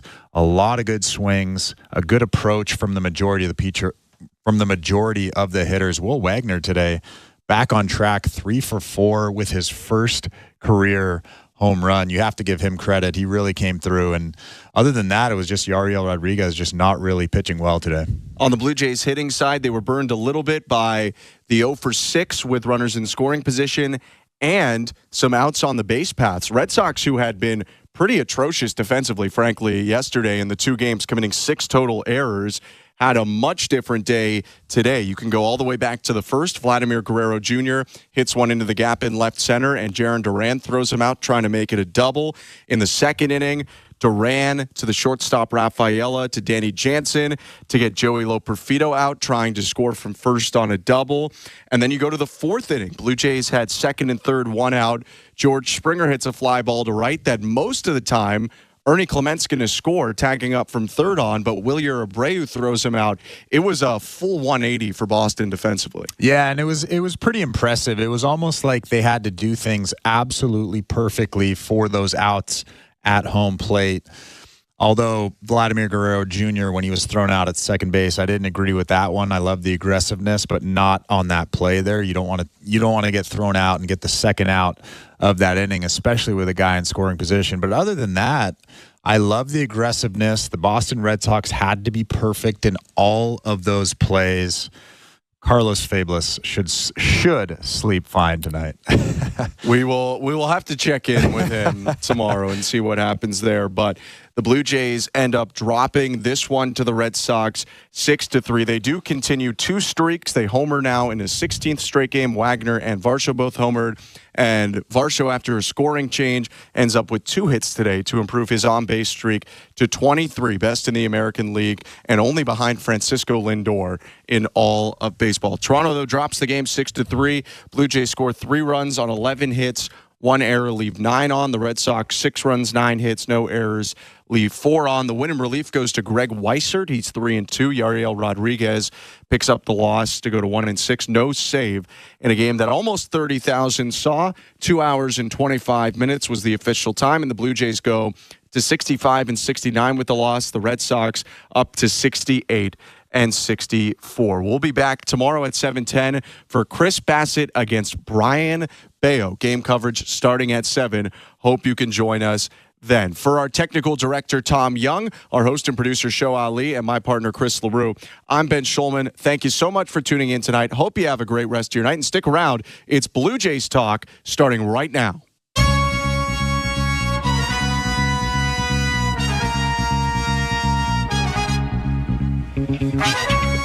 All right, Kevin Barker. So we got 2 doors we can go through tonight. Door number 1, Yariel Rodriguez, not very good. Door number 2, the 3 outs in the base pass, 2 at home, 1 at second. And the Blue Jays did have a lot going on early in the game, but couldn't cash in till much later in the game. 6-3, the Blue Jays have lost to the Boston Red Sox. 416-870-0590, star 590, 1-888-666-0590. Kevin, what's got your attention first out of those 2? Yeah, I would think the Rodriguez thing, right? I think that's a little bit more important. The base running, look, we saw the defense last night from the Red Sox, not very good. The Loperfido getting thrown out at home, that's 2 outs. You're going on contact. I mean, that's a good base runner. He's pretty fast. You got to send him right there. The Ernie getting thrown out at home, I mean, that's a shallow fly ball. I'm not real sure I would have sent Ernie there just where they were at in the order. The Vladdy getting thrown out at second was atrocious base running. So 1 out of the 3, I guess. It's rare that you see that. So, tonight we'll overlook that. The Yariel Rodriguez looks to me like he's tuckered out, Jeff. It's just sort of the last 3 starts.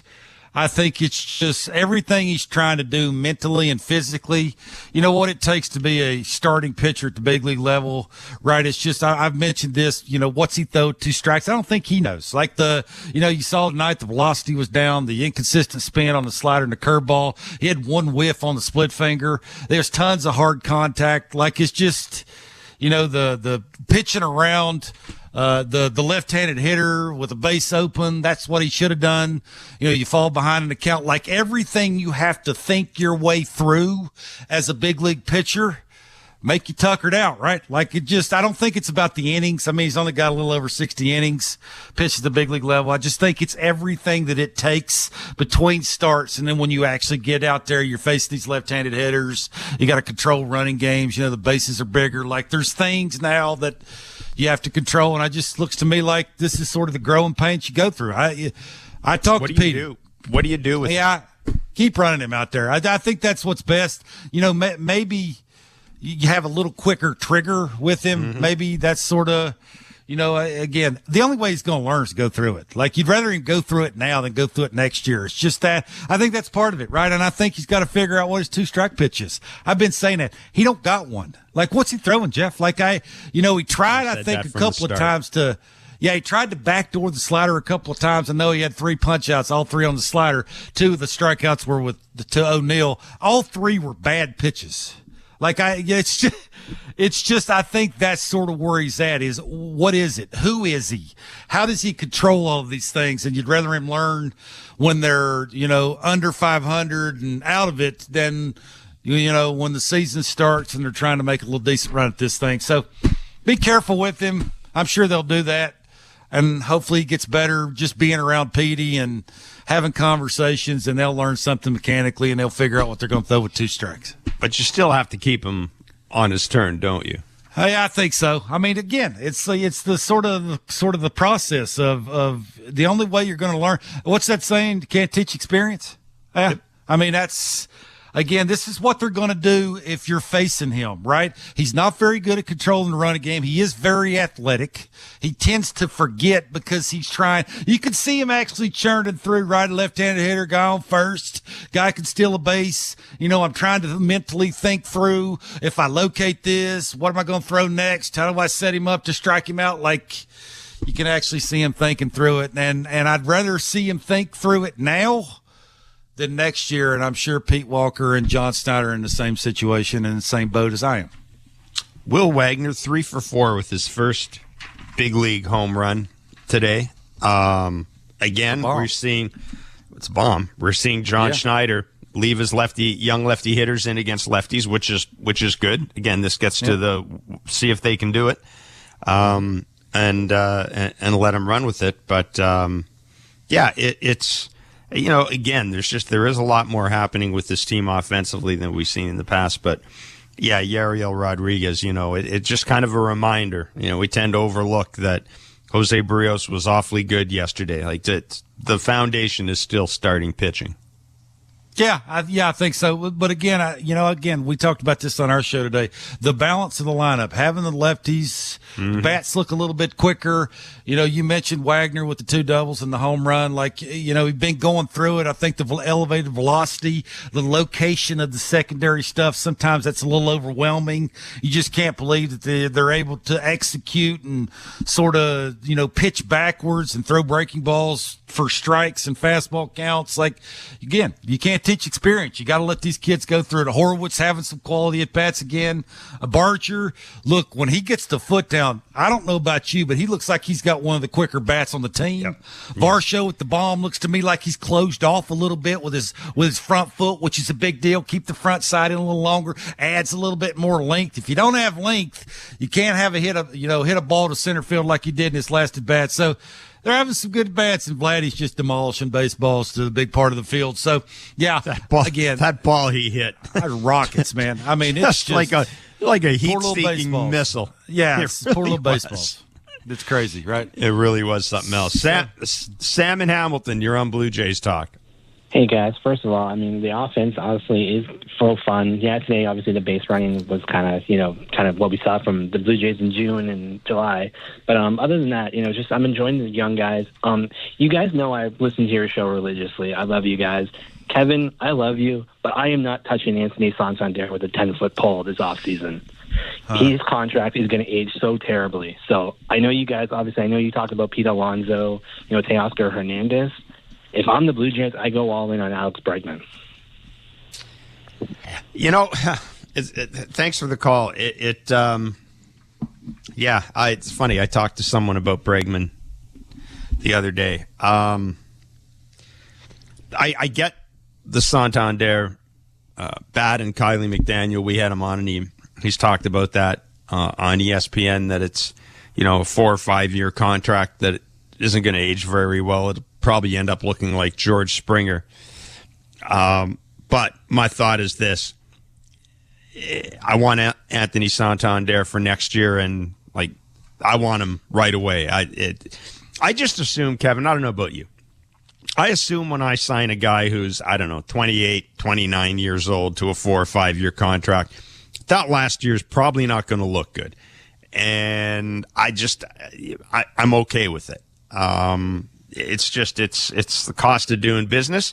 You hope that there's enough left of the guy that in the final year of the contract, if you have to, you can move him, pick up some salary, get another piece in return. But I think that's why so many people focus on Santander is you want a guy who can come in here and be the best middle of the order hitter you have next year. That's the way I look at it. I'll worry about 3 years down the road. And if I'm Mark Shapiro and Ross Atkins, I probably won't be here 3 years down the road anyhow. Yeah. Bregman, he's having He's having a bit of a renaissance.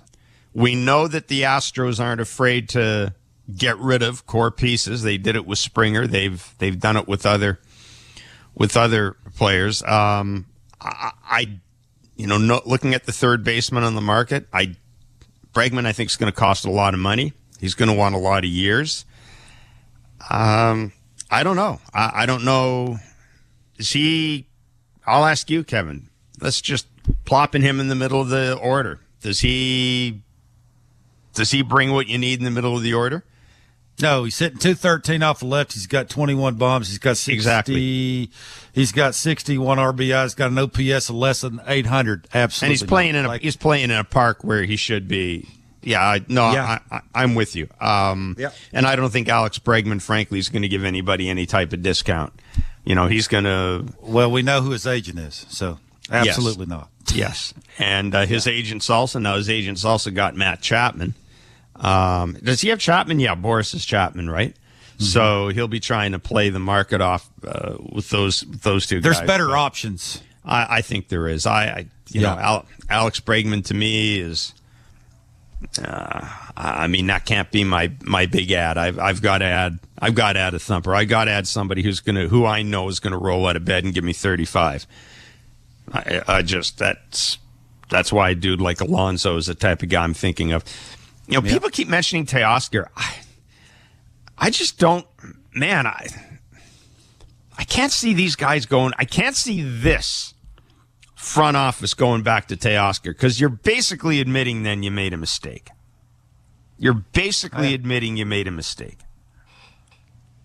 Yeah, I guess. I think you got to take one of the big three. That's Teoscar, Santander, or Pete Alonso. You got to get one of the three, and then you might go out and get a lesser one to hit fifth or sixth in your order so you can sprinkle in some whoever you want to sprinkle in with the young guys to play whatever position you want to play them in. We've said this on our show numerous times. I don't care what position they play.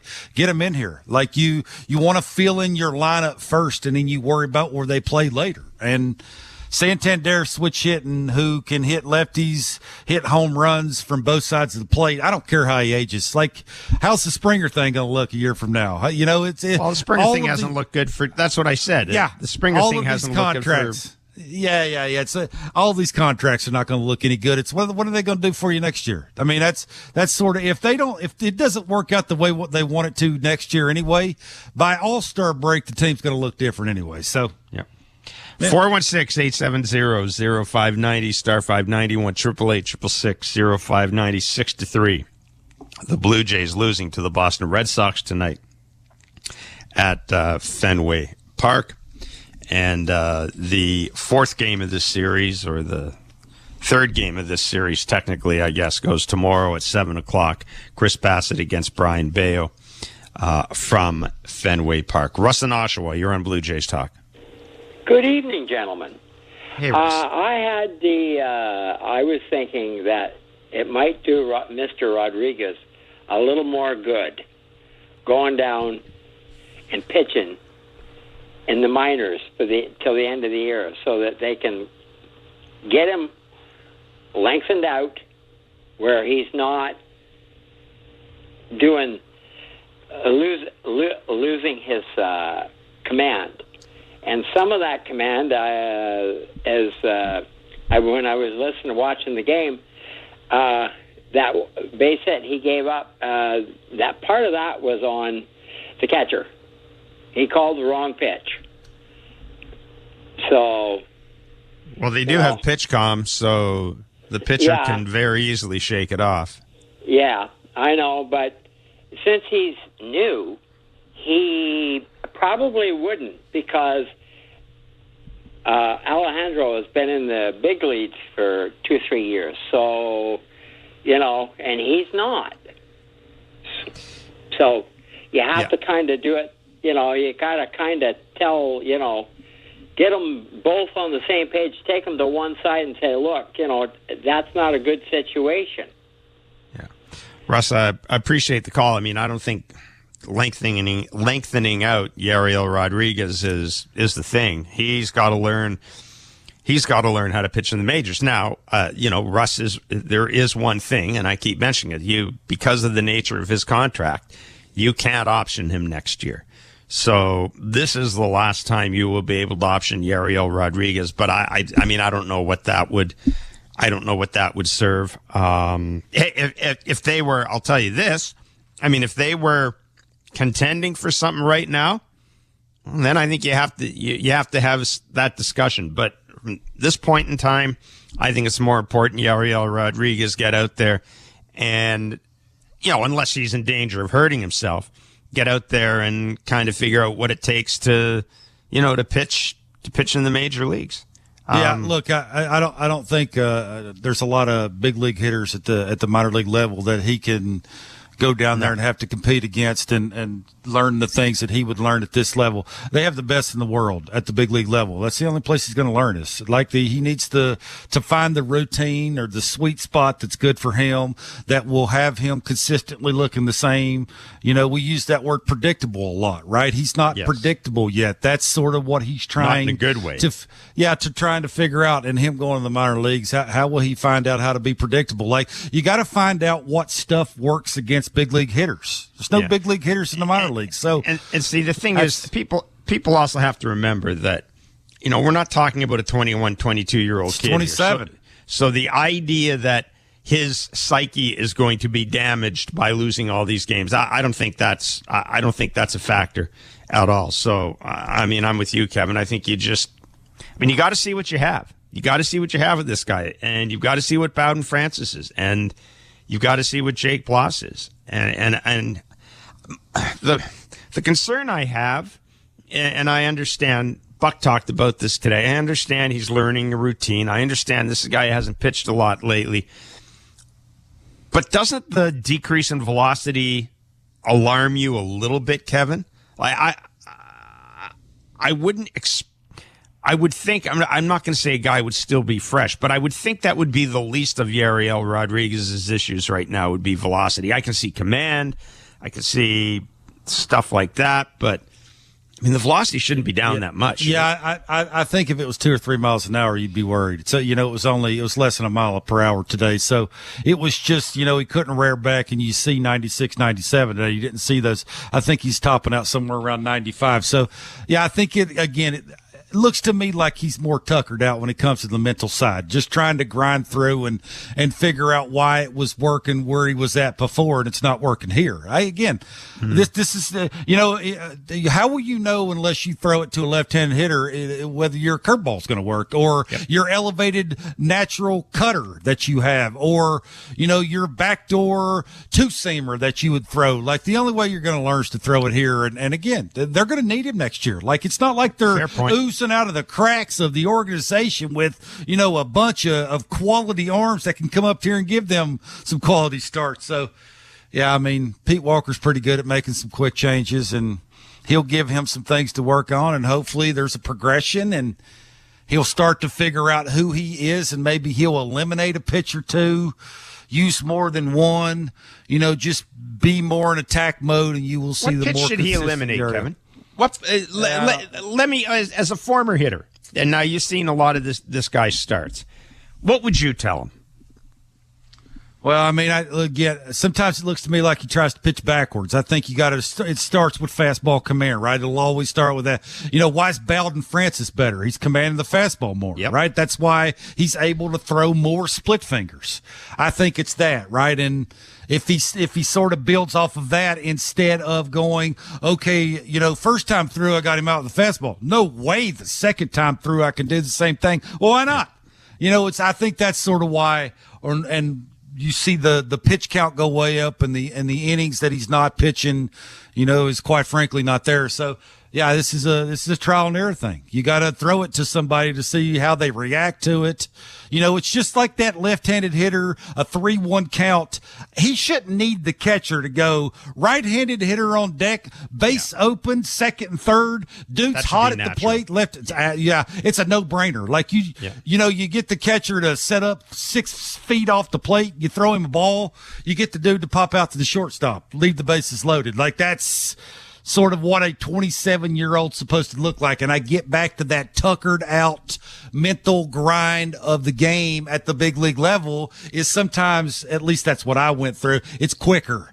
Everything up there happens in a hurry, and you have to figure out how to slow it down. And it just seems like right now him individually on the mound is having a tough time doing that. And again, you can't teach experience. Only way he's going to learn is to run him out there and let him figure it out. And I think that's what he's going through right now. Yeah, and it'll be interesting to see him against more sort of playoff caliber teams, because guys are going to be honed in a little more. Guys are going to be a little more competitive. They're playing for something. He might get the Phillies next time. That's going to be a tough game for him. That's a tough game, but you know what? I'd rather see him against the Phillies than against the Angels. Like let's see what he's got. See if the slider's any good against Bryce Harper. See if the split finger, how he takes it. Like it'll tell you a lot just how they take, against good hitters. How do you set him up? Did he swing at the cutter up and in with 2 strikes? Can I eliminate that? That's not a good pitch. How do I be more efficient? Like sort of a try and error kind of thing. And the only way you're going to learn is to throw it against some of the best hitters. And yeah. 416-870-0590, star 590, 888-866-0590. It is Blue Jays talk. The Blue Jays, they are 65-69 after a 6-3 loss to the Boston Red Sox. We'll take a break. Hear from the skipper on the other side. Go back to the phone lines as well. It's Blue Jays talk on the Sportsnet Radio Network. Timber Mart is Canada's building center, a solid neighbor to call upon when you've got a job to do. Your dependable home improvement store that offers the added value of Air Miles reward miles with every purchase of $15 or more. Visit timbermart.ca. The Blue Jays are inviting you to work from Dome. Put it in your calendar. 307 weekdays starts this season. You can work from Dome with friends or coworkers at Rogers Center. It's a game changer. Make the ballpark your office for the afternoon. Work from Dome, 307 weekday starts. Let's touch base. Check out ticket options on bluejays.com/workfromdome. At Crown Rust Control, protection runs deep because every Crown Rust Control Center is owned by a local family who cares beyond business. Your Crown Rust Control is 100% committed to their product, to you, to their community, which is your community. Protecting you and what matters to you is equally important as protecting your vehicle. Did you know your vehicle rusts faster in warm weather? Protect your vehicle today. For a special summer offer, find your local family-owned Crown Rust Control Center at crown.com. Hi, I'm Buck Martinez, live from the showdown between Pizza and inflation. First to the plate, Pizza's big hitter, fixed rate pizza. An extra large 4-topping pizza for a fixed price of $17.99 until the end of 2024. I dare say, folks, inflation stands no chance against this all-star. Here's the delivery. And inflation strikes out. That's a swing and a drive for fixed rate pizza. Lock in yours today. Order pizza.ca. We're 2 men in a truck, the movers who care. You never know when cardiac arrest can happen. That's why each and every one of our trucks carries a life-saving Mikey defibrillator as part of our Mikey on Board program. Whether we're on the highway or in front of your house, we're prepared to help anyone whose heart may skip a beat. The Mikey Network has saved many lives, making Mikey's accessible to the public. And now they're on board our trucks. We're 2 men in a truck. 2 men and a truck, the movers who care. This summer, catch the excitement of Blue Jays baseball on Sportsnet. From pregame to postgame, Blue Jays Central breaks down what went down and why. When the action heats up on the field, Sportsnet.ca and the Sportsnet app take you deeper inside the game. Headlines, scores, highlights, and more. It is way out of here. Watch or stream on Sportsnet or listen to every game on Sportsnet 590 The Fan. All summer, only one source brings you closer to the action. Sportsnet, home of the Blue Jays. Timber Mart always has plans to help you with your plans. Your home, your cottage, your garage, whatever needs your attention first, check the most visited spot on our website for ready-to-order plans to get the job done with Canada's Building Centre. Visit timbermart.ca. This is Toronto Blue Jays baseball. Swing and a miss, strike 3. How about 99 right down the middle, beats Manzardo. On Sportsnet 590 The Fan and the Sportsnet Radio Network. I think when you get down on this park, it's tough. You know, you put up a 3 spot, and it's tough to come back. And we had chances, you know, and I thought the guys really swung the bats well, and just didn't really cash in on opportunities. But you never want to make outs on the bases, but aggressive outs are okay. And when you're putting pressure on the other team to make really good plays, you know, we're good with that. And tonight they made really good plays. Yeah, I mean, I guess the only question I would have of John Schneider is I don't mind putting pressure on guys. I'm not certain Jaron Duran's the dude that I necessarily want to put pressure on, though. And I think that the play with Vladdy was particularly, I think, particularly silly. That's right in front of him. Again, you got to know the guy in the outfield. Now, you got to remember, Vladdy's hitting a quadrillion. So he's feeling frisky. It ain't like John's going to come out there and go, hey, my dude that's hitting a quadrillion, stop being stupid on the bases. Like, you just ain't going to do that. So, you know, I mean, that's just life, Jeff. That's I don't know. Yeah, and the plays at home at the plate. I mean, I looked at the one. I mean, I guess you could not argue. You could question the one about Clement, but Loperfido, I don't think there's any issue there. Just running on contact and took a perfect throw, right? The relay throw was decent, and the throw from the shortstop was okay, right? And the tag was better. So all 3 things had to happen in unison. It happened. The big story of the night, Yariel Rodriguez. He is now 1-6. Again, as we've seen in the past, inefficient, unable to finish off hitters. This was John Schneider when asked about Yariel Rodriguez's outing. He settled in, fairly well after that. It's a, kind of a get me over heater to Duran, who's swinging it really well. I think, what he can take out of it is you look at as you go down to Yoshida's at bat, it's a 3-1 count. You want to be careful in that situation with the string of righties coming up and pitch to the situation a little bit. But I thought after the first, he was efficient and he made good pitches. Came down to the 5th where, he was at that spot where his pitch count was okay and made a couple mistakes with breaking balls. What are your goals for him as he finishes his first full season? I mean, it's a fine line between keeping him stretched out and, not walking him into dangerous spots, So being on a routine is going to be important for him. Understanding situations of every single inning is going to be important. But from a physical standpoint, we want to keep him going. And at the same time, I think just kind of learning from every outing and how he can just be a little bit finer with his execution. So that is John Schneider, Kevin, talking about Yariel Rodriguez. And I think it's important to note as well that in addition to Yariel Rodriguez trying to figure out what the major leagues are all about, the Blue Jays are trying to figure out what they have in him. And he's a different guy than guys they normally get, right? It's a guy who's a starter in Cuba, a reliever in Japan, and hasn't pitched for a year. It's kind of not your run-of-the-mill free agent. You sort of have to see what he's all about. And I mean, we know this from talking to Pete Walker. I think with some guys, Pete's approach is to just stand back a bit and see what you have from him. Yeah, I hope that I understood John saying that they're going to give him a really good routine, give him the ball every 5 days, and get out of his way. Is that what you heard? I mean, I guess the question I would have is he said we have to be careful we don't walk him into a bunch of situations. Yeah, what's that mean? I think maybe more than anything else, it means what you talked about. Maybe you have a quicker hook with him. For example, if he's especially if he's facing a team that's in the playoff race, like the Phillies or something like that, maybe you have a quicker hook with them. That's what I took it to mean. I didn't take it to mean that they were going to skip a start or whatever. And also keep in mind that they've got all those off days coming up in September, right? So they're going to have to manage the rotation anyhow. And they want to see Jake Bloss. I've been told they want to see him at least 2 times. They want to see him a couple of times. So the schedule will kind of take care of it when it comes to Yariel Rodriguez. But that was my takeaway. He's a strong dude, Jeff. He's very athletic. Like very good athlete. I hope they just give him his best routine as they can possibly give him. Let him tweak it as he goes.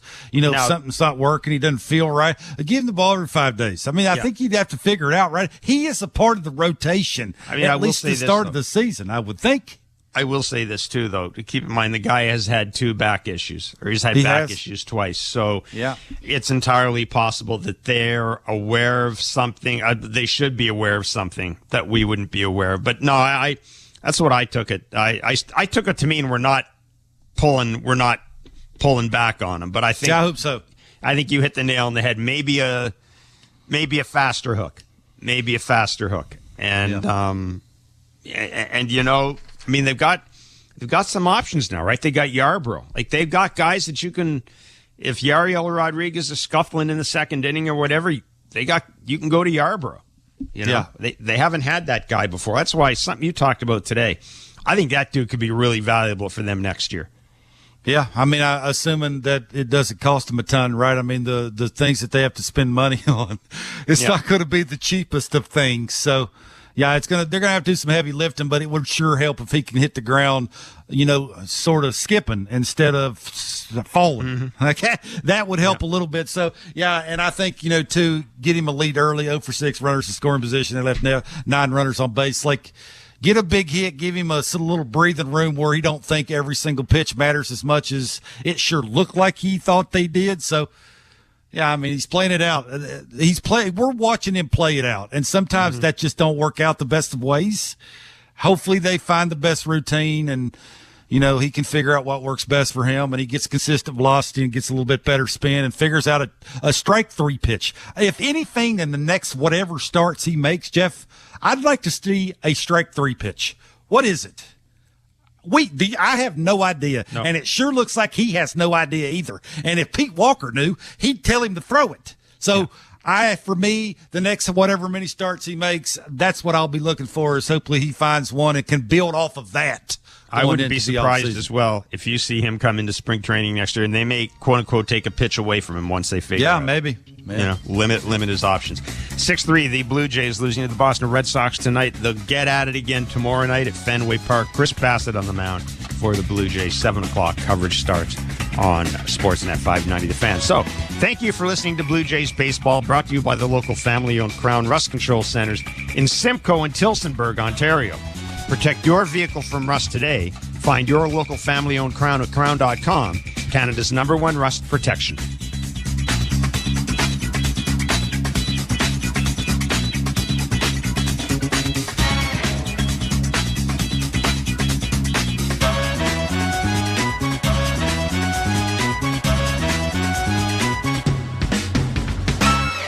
This has been Major League Baseball play-by-play on SiriusXM and the SiriusXM app.